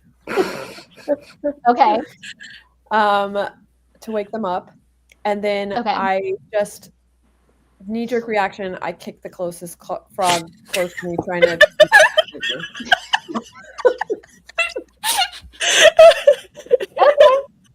So Punts it into the river. you run up to this frog and you kick it, and I believe to kick it, that's going to be an unarmed attack. Okay. So that should be on your actions category. Yeah. You should see got one called unarmed attack. Yeah, I've got a +3 And on that. you roll for that and go for it. Okay. Oh, come on! I got a 5. 5, unfortunately, kick it. Like it's right there. You do kick it, but it doesn't seem like it was effective. But you're just so surprised, and you feel that boom pulse of poison in your neck, and you're just like really freaking confused, and you just don't. Your kick doesn't have a ton of force behind it. Okay. Do you have a bonus action you'd like to take? Let's see. I think I do have a bonus action. What is the bonus action? While you're thinking about that, I gotta go get my charger because my computer's dying. Okay. Yeah, I have bonus action. It says 2 weapon fighting. So does that mean I get to? Oh wait. So 2 weapon fighting does what? It just when you take the attack action on your turn, an attack with a light weapon, I can make one extra, but I didn't attack with a weapon. Right. So does that mean I Right. can't use it? Correct. So on your next turn, you can maybe try that. Okay. All right. All right. Next, Tefra. You wake up by Alara screaming, attack! And I'm going to say that you're not surprised. You are ready to go into battle. I will say, everybody, will you unequip your armor? Because you would not, I mean, unless you decide actively to sleep in armor. And if you do, then we're going to have to figure out a way for like, I don't know. We'll have to think about that. All of your ACs, basically, as you were like asleep for the night, should not be what they are. They should be a little less. Because you would not be fully outfitted, is what I'm trying to say, unless you choose to be fully outfitted. But then you're going to get stanky real fast. How do you unequip armor? No, I don't have any armor. In your inventory. You can Oh. Oh yeah, you're a monk. You're a monk. You don't have any armor. That's right. Okay, but everybody else who has armor, please unequip it. Okay, Tefra, you jolt awake and over towards the river on the bank, you just see Alara kind of, after having screamed, looking around wildly, and at about her like calf height, you see rustling and movement in the grass. Okay, so I'm gonna run over as close as I can get. Yeah. Okay, so your speed's 30 or what? What is it? Hold please. Holding. Oh, I don't know. Hold on. Where did I find that at? It's at the top next to inspiration. Oh, walking. Thanks. 40. 40. Okay, so you can get 5, 10, 15, 20, 25. Do you want to be right next to Alara? Right here? Yeah. Because she screamed. I'm All right, like, so yeah. Yeah. And you've used up 25 of your 40, so you still have 15 feet of movement left, but you don't need to use it right now. Okay, I'm gonna say I grabbed my mace before I left my tent. Sorry. Fair. So You're now I'm good. seeing these cat-like frogs, and I'm like, what the fuck? And I just hit the closest one. I guess the one with the black circle with the mace. Yep. Okay. Roll to hit. Oh, and I'm gonna not click on it so you can't see that information. Well, was an 8. Unfortunately, that does not hit. Do a Oh man, bonus this action. frog. Okay. He's all muscle. Okay, I guess I'm just trying to punch it now since that didn't work. Just punch the fucking frog. Okay, go ahead. Are you doing flurry of blows? What is this? Is a bonus action? What is this? Just an unarmed strike. Unarmed strike. Okay, as a bonus action. Yeah. Okay. Okay. Oh, 15. That hits. Roll your damage for your unarmed strike. Okay, 5 points of bludgeoning damage. Okay.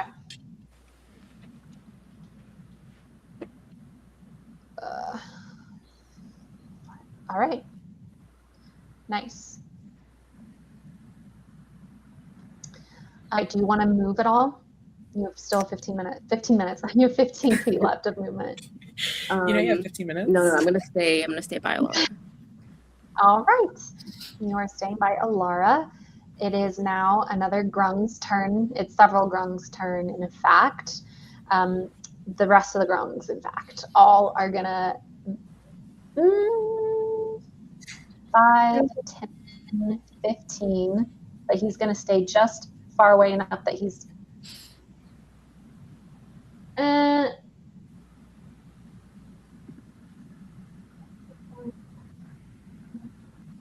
Alara, or sorry, Tefra, I need you to roll a DC Constitution saving throw. Okay.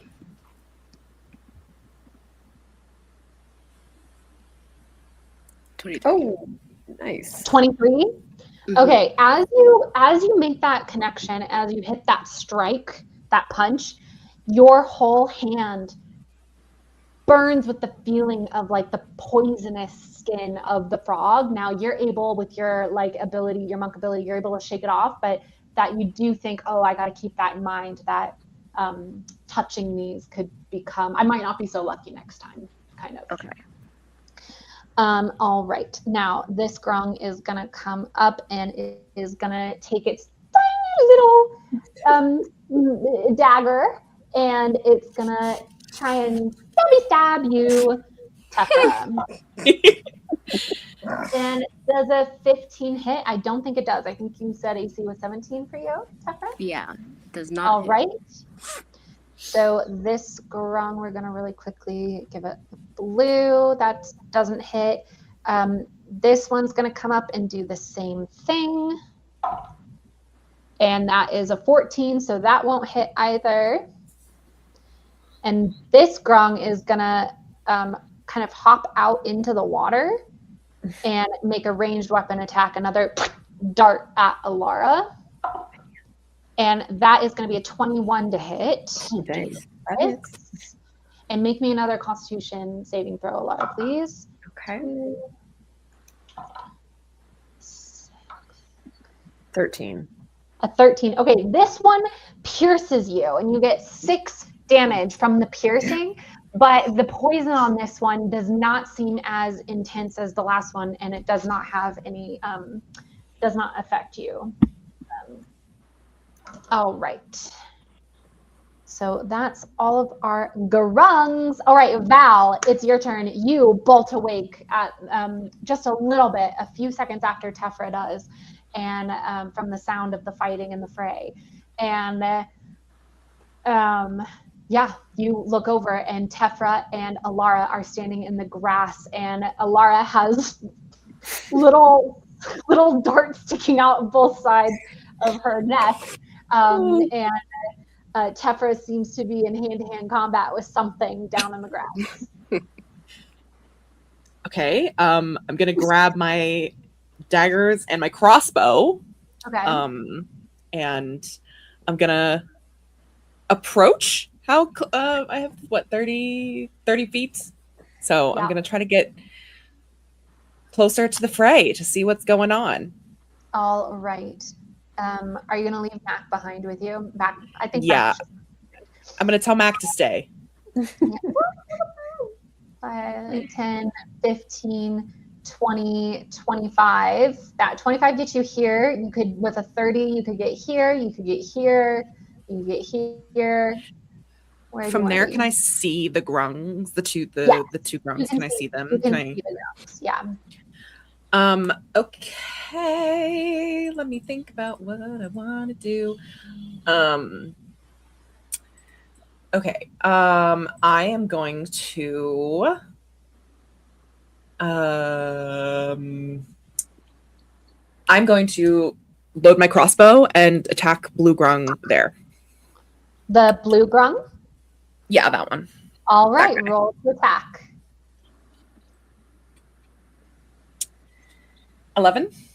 11, unfortunately, just misses. You see it like skims it, but it doesn't cut the skin at all. Okay. Okay, as my what does that mean?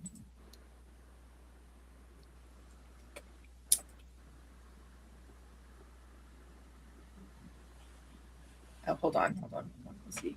Okay, so I have the 2 weapon fighting as well. Okay. So for the bonus action on the same turn, I can use. Oh wait, is a dagger count as a light weapon? Yes, properties light. Okay. Yeah. Okay, so seeing that doesn't work, but it's close-ish. I'm gonna throw one of my daggers at the same grung. Okay. Yeah. Okay, so go ahead and roll to attack.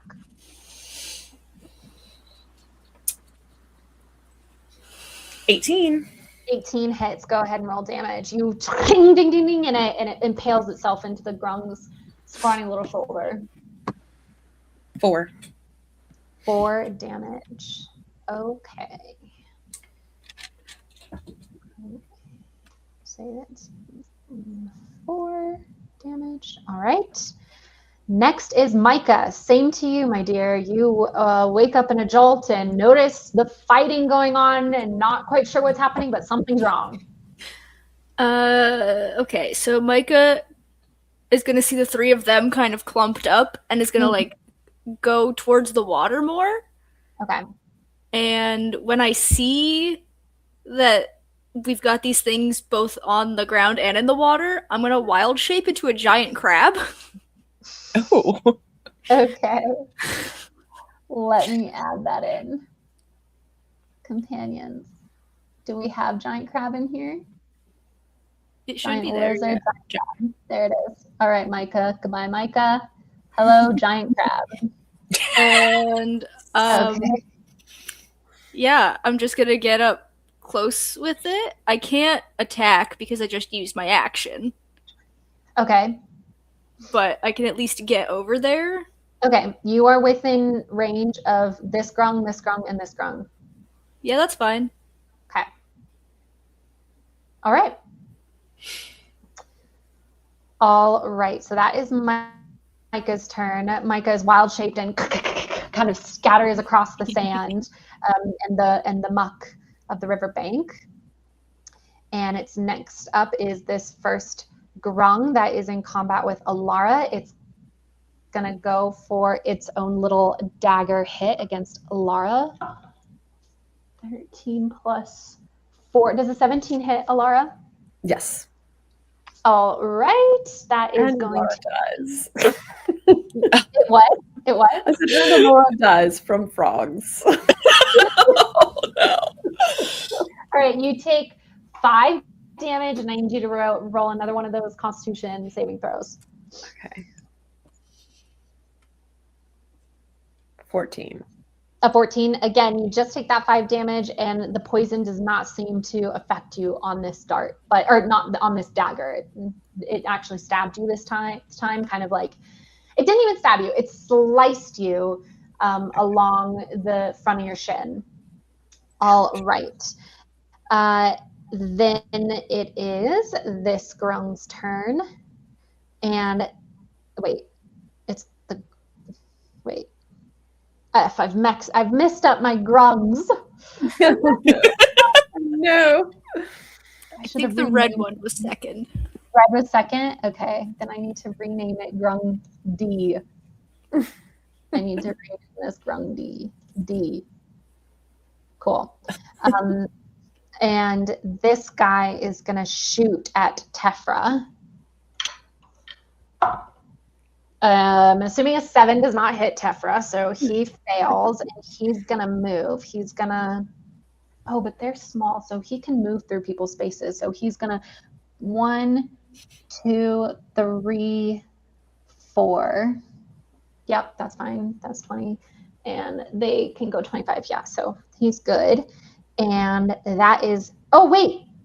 Tefra, or Alara, did you want to use an opportunity attack since he... Oh, and the crab. He moved through both of y'all's spaces, and I'm going to hold it because I totally made that vibe. Yeah. Both of you can take opportunity attacks on D. He was just... If you want. Roll the hit if you want. Okay, so what would I hit? Like with my dagger, or? You can make a melee weapon attack. Okay, so I'll try to hit with my dagger. Yeah, I'll snap at it with my claw. I got a 6. Ooh. A 6. Unfortunately, Alara, you aren't able to get it in reach, but Micah, you are able to snap at it. That's so you typically a 19 because it gets +3, but I don't know how to add +3. Just okay, so you know. So it still hits. It extra hits, but not crits. But yeah, you can go ahead and roll damage on that one. So it's also grappled. Oh, okay. So it's going to stay right here. 1d6 plus 1 damage. So it is 5 damage, and it's in my claw. Oh, right. Very nicely done. You've got a grung in your claw. If it wants to escape on its turn, it's a DC 11. Strength check? Yeah. Okay. Oh my god, Alara, you're literally showing up in like pulsing red on my I know, I'm going to try my frog. All right, Alara, it is your turn, my dear. Okay, I'm like very poisoned, very hurt. So at this point, I feel like I'm just gonna do a two thing attack with my daggers. I'm just gonna go for the eyeball On Rung on that Black. guy. On, Yeah. Okay. Roll to hit. So 19. On the first one. Yeah. That hits. Oh, and then on the second one, okay. Are we allowed to know initiative order? 22. They both hit. You've been told initiative order at this point. We've gone through a round. Okay. Because was I after Val? Yes. Mm-hmm. I think so, yeah. Okay, because I didn't get a turn. That was my reaction. Wait. I haven't Yes, gone. you did. You Yeah, you turned turned into into a a crab. crab. Yeah. Then didn't Val... No, Belle hasn't gone yet. No. I It's thought got- Val just did something before the grung moved. No, that was me. I tried to hit the grung. Oh, that was you. Okay. Yeah. I don't know why I thought that was Val. That was also a reaction, though. So. Okay, so now I hit damage for both, or? Yeah, damage for both hits. Okay, so the first one is a 4. Nice. And the second one is a 7. Nice. Okay, you stab both in both eyeballs. And the first one is enough to send the grung reeling, and then the second one is to silence it forever. So Killed the frog! This grung is dead. Meanwhile, I've got 2 things that sticks out my neck, and You've got 3 actually. I think at this I got point. 3. Oh god. Do you want to move at all, or do you want to? Is there anything else you can do? Was that both your action and your bonus action was to do both of those? I believe. Yeah. Yeah. I think I probably should stay there because everyone's clustered in that area anyway. Yeah, that's fair. All right. Then next turn is Tefra. You're muted. Oh, you're muted. Let me see. First, I want to be like, guys, don't touch their skin. This like really fucking burns. Nice, smart, And then good shout. I think I'm just gonna play Bop It, or like go for a game With your the mace. gray one. Yeah, right here. A great one. Okay. We're gonna call this Pop goes guy the grung. A. Pop goes the grung. All right, roll to hit. You rolled a 7. Unfortunately, that doesn't. I mean, you're able, like you, kind of come slamming down, but your mace hits sand and wet, and you kind of get some water, like briny water, splashing into your face. Or I guess it's fresh water because it's a river, but you miss the frog. Unfortunately, do you have a bonus action you want to take? Yes, I'm going to use my Blade Ward cantrip. Sorry if you can hear the vacuum. You're good. It says, until the end of my next turn, I'll have resistance to bludgeoning, piercing, and slashing damage dealt by weapon attacks. Fantastic, Tefra. Nicely done. Awesome. All right. Oh, all right. That is Tefra. Do you want to move at all? Or are you good? I think. Will I give them a chance to attack me? Was it opportunity? Okay. It would. Yeah, if you move. Okay, then I'm gonna stay. Okay. It is now this trio of grung's turns. This grung that you just went for is going to go for you as well. It crits. So that's a 20, natural 20. Okay. Give me a second, please.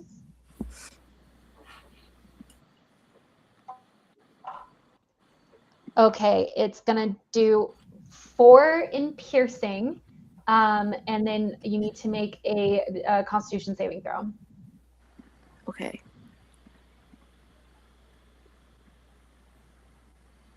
Okay, well, how does resistance work to piercing then? Piercing damage. Oh, you take half. You take half that, so you only take 2 piercing. Okay. Nice. Thanks. Good catch. Good call. Yep, no, you're so right. I'm going to put a yellow on you so we know that you're blade warded. And you rolled a 9. Okay, so unfortunately you do not save. Wow, but you get crazy lucky with the dice that I just rolled. It rolled so bad, but it does get doubled. And so you take a total of 4 poison damage. Oh, That it was, cut out. I can't You like. said that. What was it? Oh, you take a total of 4 poison damage. Okay. Has my mic been cutting out? Is it okay? I think it's me. Jesus. Oh, okay, fair enough. All right, that's that Grung's turn. Next is, we'll have this guy be named B for blue. And this baby's gonna go for Val, and he's gonna stay where he is, and he's gonna do an arrow to you.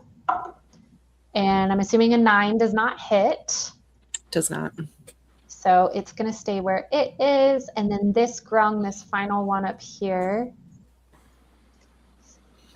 is going to go for the giant crab with its dagger. And it rolled a 21. Whoa. Yeah. Jeez. And you're going to take 4 piercing unless you're resistant to piercing as a crab. I don't know. And your crab needs to make a Constitution saving throw. No, I don't think I have resistance. Okay, so then make that, so 4 piercing and then make that con save, please. Oh no, I have been cutting out for Susan. How about for everybody else? Just a little bit, but like you can still hear everything you say because it'll just like pause and then it'll, so it's like I've been able to hear everything. It just like slows and catches up and then slows and then catches up kind of thing.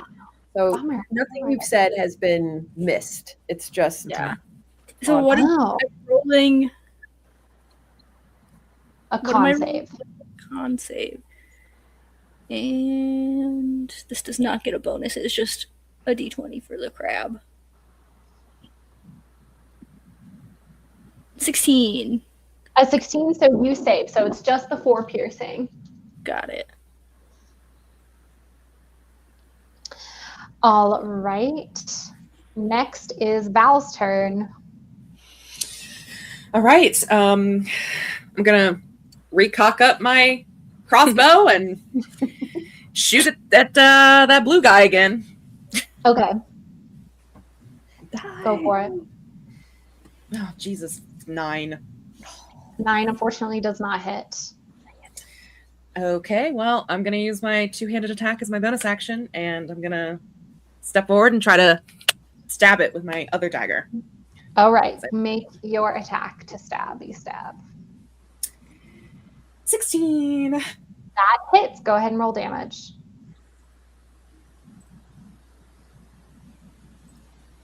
Six piercing damage. Yes. Nice. Very nicely done. This Grung, you get it right in the tummy and like rip open a wound, and it starts bleeding bile. Ooh. All right. Next is Micah's turn. Okay. I am going to use my first claw to squeeze the one that I've already got grappled. Nice. So that is... Oh, it rolled behind the little thing. 5 plus 3 is 8. 8. Okay.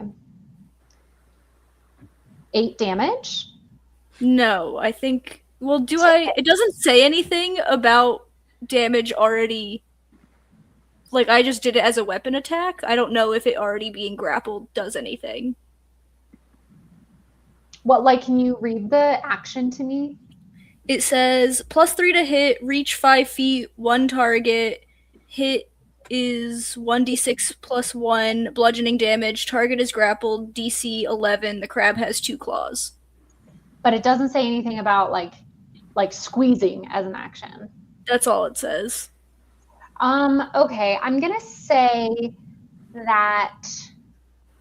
I'm going to say you still need to hit, but because it's in your hand already, I'll give you advantage. So why don't you go ahead and roll again? Okay.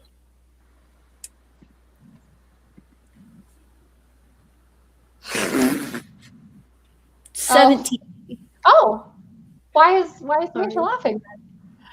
Because my brain went, not in the crab's clutches.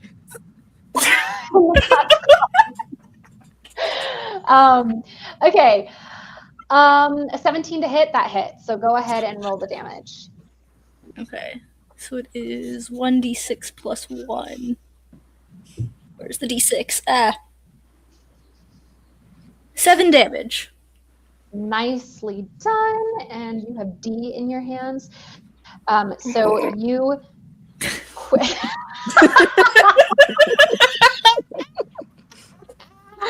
You crush down on this thing, and you hear the quietest little meep, and then when you open up your claw again, there's just a string of goo. This grung has died. Ew. This grung is dead. And this is unclear. I don't. Yeah. At the end of it, it says the crab has 2 claws. Does that mean I get to do like an attack with each? I don't think so. I think that if it did, it would say you had multi-attack. Does it say multi-attack? It just says the crab has 2 claws. Maybe it's. Wait, can you read the whole thing? Yeah, it just says claw, melee weapon attack, +3 to hit, reach 5 feet, 1 target. Hit is 4, or parentheses 1d6 plus 1 bludgeoning damage. Target is grappled. Escape DC 11. The crab has 2 claws. Okay, I think that's from a context of like, yeah, I agree with Susan. I think that just means you can hold 2 things. I think the crab only has the mental space to focus on one of its claws at a time. I just thought that was very weird of a detail to include. It is. That is interesting. All right, Micah, is that your turn? Do you have anything else you'd like to do? No, I'll stay by this other one. All right, next is, that guy's dead. I don't know why he's still in initiative, but okay. Actually, can I swing around from like between the grung and Alara? Yeah, because I think that you...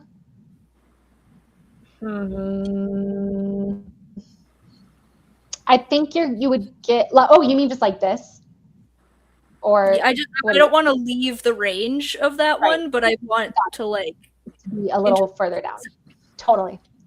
Yeah, you can get about right there without getting an opportunity attack because you're still within its range.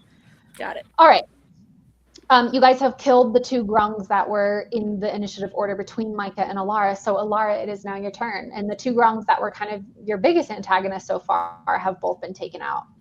Yay. Okay, well, I'm gonna bring out my longbow, and I'm gonna go for because they're in longbow distance, not in stabby distance, right? This one is. Okay, then I'll go for this him. one. Okay. Roll to hit. 22. Nice, that hits. Go ahead and roll your damage. Let's go and see. 5. 5. Nicely done. All right. Do you have anything else you'd like to do? I think that's all I can do. Yeah. Bonus action? I think because the bonus action. Yeah, the bonus action is just like if it's 2 weapon fighting, and the longbow is 2-handed, so I don't think I can do, right? I don't think so. Yeah. Yeah. Okay. So I think that's all I can do. All right. Nicely done, though. Tefra, it is your turn. It is my turn, actually. Let's see. And don't forget, you have at the end of this turn, you're going to lose your Blade Ward if you wanted to recast it as a bonus action. I'm going to keep going at it. We're going to eventually get it with this mace. Okay. Sounds good. Another clunk. You got it. Nicely done. 18. Okay. Yay! Nicely done. Roll your damage. What's that? 7. Nice. Amazingly enough, you finally whack-a-mole this guy. Whack-a-rock, as Susan says. And just like with Micah's giant crab, you smash down, and when you pull up, it's just string of squishy flesh. This grung is dead. Yes. Tefra, would you like to do anything else with your bonus action? No, Otherwise, I you're think that's All it for me. Then you lose your Blade Ward, right? It goes until the end of your next turn, right? Yeah. Okay. All right. Wait. Oh, he just died. Okay, I was like, where's this Grung? Okay. All right, Grung B is really duking it out with Val over here. It's going to stab you with a dart. It rolls a 21 to hit. Val, go ahead and make me a DC Constitution saving throw.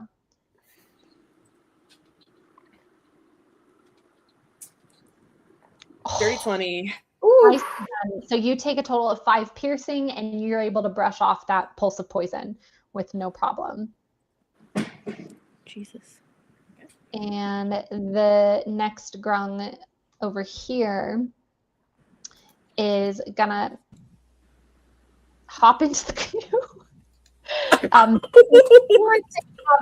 You all watch as this Grung that's been chilling out like in the water a little bit. And again, the canoe is in like super shallow water. It's barely water. It's like mucky, like an inch of water, if that, right?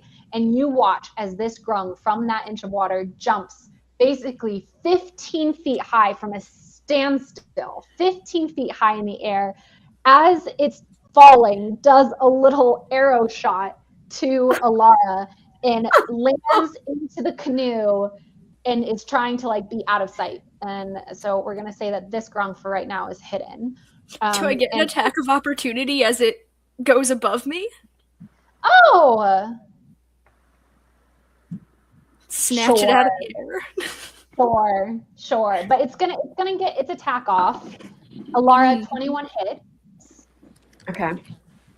So roll me a Constitution save. Okay, Micah. Unfortunately, you're unable to swap it out of the air. You rolled a 20? 12? Yeah. You rolled a 12? Yeah, because I get +3. I just don't know how to add the 3 to the roll. Oh, for the crab. Okay, yeah. You're able to get it. It gets its shot off, and you go, and you've got it in your claw. Just barely. You like initially you grab it by the leg, and you have to like swip and like readjust to get it fully in you. Okay. Sorry. Alara, you are able to ignore the poison, but you do take 5 piercing damage. Oh my god. Somebody needs to heal me. That's 7 damage for grabbing the frog, the Grung. Did you say 6 damage or 5? 5. 5, okay.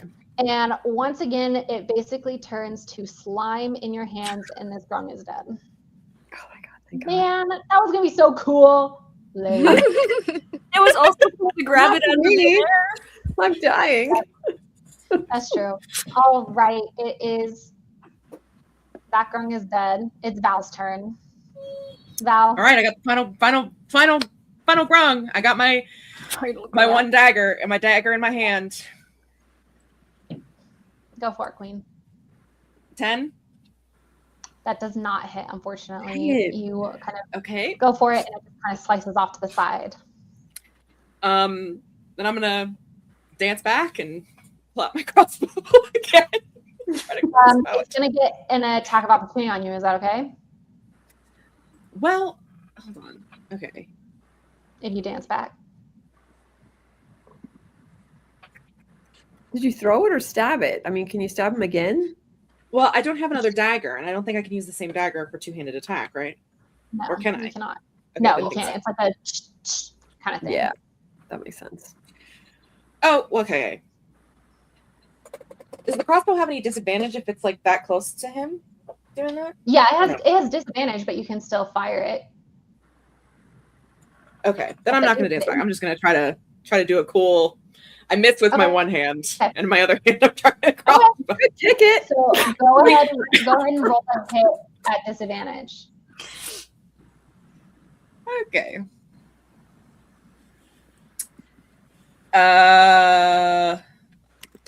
13. And that's at disadvantage? Yeah. That hits. Go ahead and roll damage. Yeah. You're like, you try and stab it and you don't get it, and you're like, this motherfucker, and you like pull out your crossbow and like do a weird angle, and you go, clink, And you got 6 damage. 6 damage. The arrow goes straight through the grung's head. It doesn't even have time to squeal out in pain before its soul leaves its body, I should say. You don't know what happens to its soul. I was about to say leaves the plane of existence. But maybe that's not true. And the encounter is over, and you guys have defeated the grungs as Eku slept peacefully by. This bitch. I need healing. I'm dying. Amazingly done, everybody. Very well done. Oh, that's right. It was only first watch. Oh, damn. Oh, yeah. Jesus. Okay. That's amazing, Susan. Excellent point. Excellent point. I'm gonna drop Crab and go back to Crab being is Mikey. And yeah, Alara is like visibly injured. Very visibly injured. Got like, you know, her veins in the one thing that did poison her are like blackening, and she's got blood running. Like one of the arrows pierced a pretty significant like artery, and she's not like gushing out. She's not bleeding out, but she's like heavily bleeding. Yeah, she's not doing great. I'm gonna like pick the little arrows out of her neck and give her a little pat and cure wounds. Okay. Does that cure poison too, though? Cure wounds? Are you poisoned, or did you take poison damage? You don't have. Yeah, you took poison damage. You don't have the poisoned condition. Okay. Oh, okay. I clicked on poison condition. Okay. Sorry. You heal 9 points. Okay. And say, wake me up when it's my watch. Yeah. Back to the tent. Okay, so if I'm at 18 points out of 35, is that okay for me? Like, will I heal naturally through like when you go to sleep? Or do I need something else to heal me? So when you take a short rest, it's going to be a long night, Susan says. Susan, thank you so much for adding your magical flair. If I could give you inspiration, I would. I've enjoyed having you commentating. You can either, as Micah said, you can take a long rest, which will heal you up totally, or you could even take a short rest, and that's about an hour's worth of rest, and you can expend some of your hit dice if you want to watch. You guys still have the opportunity, if you go to bed now, you still have the opportunity to get a long rest. But if you if you like just do a short rest and stuff like that, that would interrupt your long rest, if that makes sense. Although gotcha. Okay. But I'm going to attempt to do a long rest because I think everyone would agree that my character needs it. Can I? I'll actually send Alara to bed, and I'll start my watch a little early. Okay, so you'll finish. Okay, so and we'll just, no matter what the rolls are, we're going to be ending soon. But just so we know, just so we have a clear vision, and I have a clear vision for next time. Micah, why don't you go ahead and roll me a D20, and Val, you roll me a D22 for a third watch. I can't believe we have 2 more watches. That's the hex crawl, guys. It's like, it's just gonna keep coming. I rolled a 1. All right. 13 for me. Okay. So now that tells me what's gonna happen next time. So I shouldn't do long rest in this because I don't know if I'm going to be waking up and fighting. You know what? I can just go ahead and say it that the night passes without incident. You guys can go ahead and all take a long rest and mark a long rest, and we will start the next session with you all embarking on another day. Well, yesterday was day 16.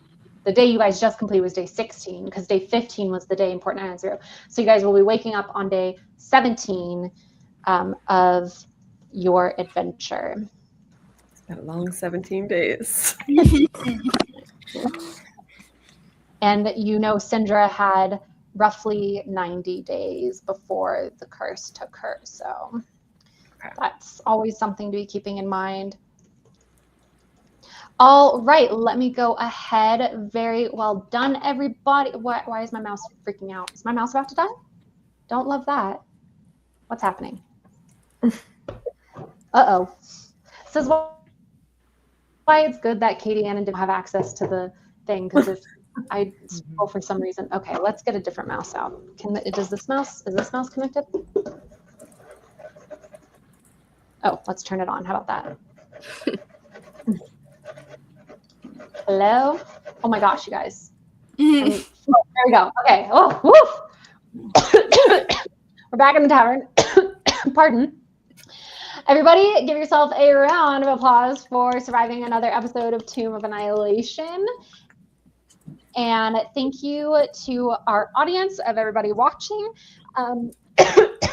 Are people available for 2 weeks from today for our next session? That would be February 1st.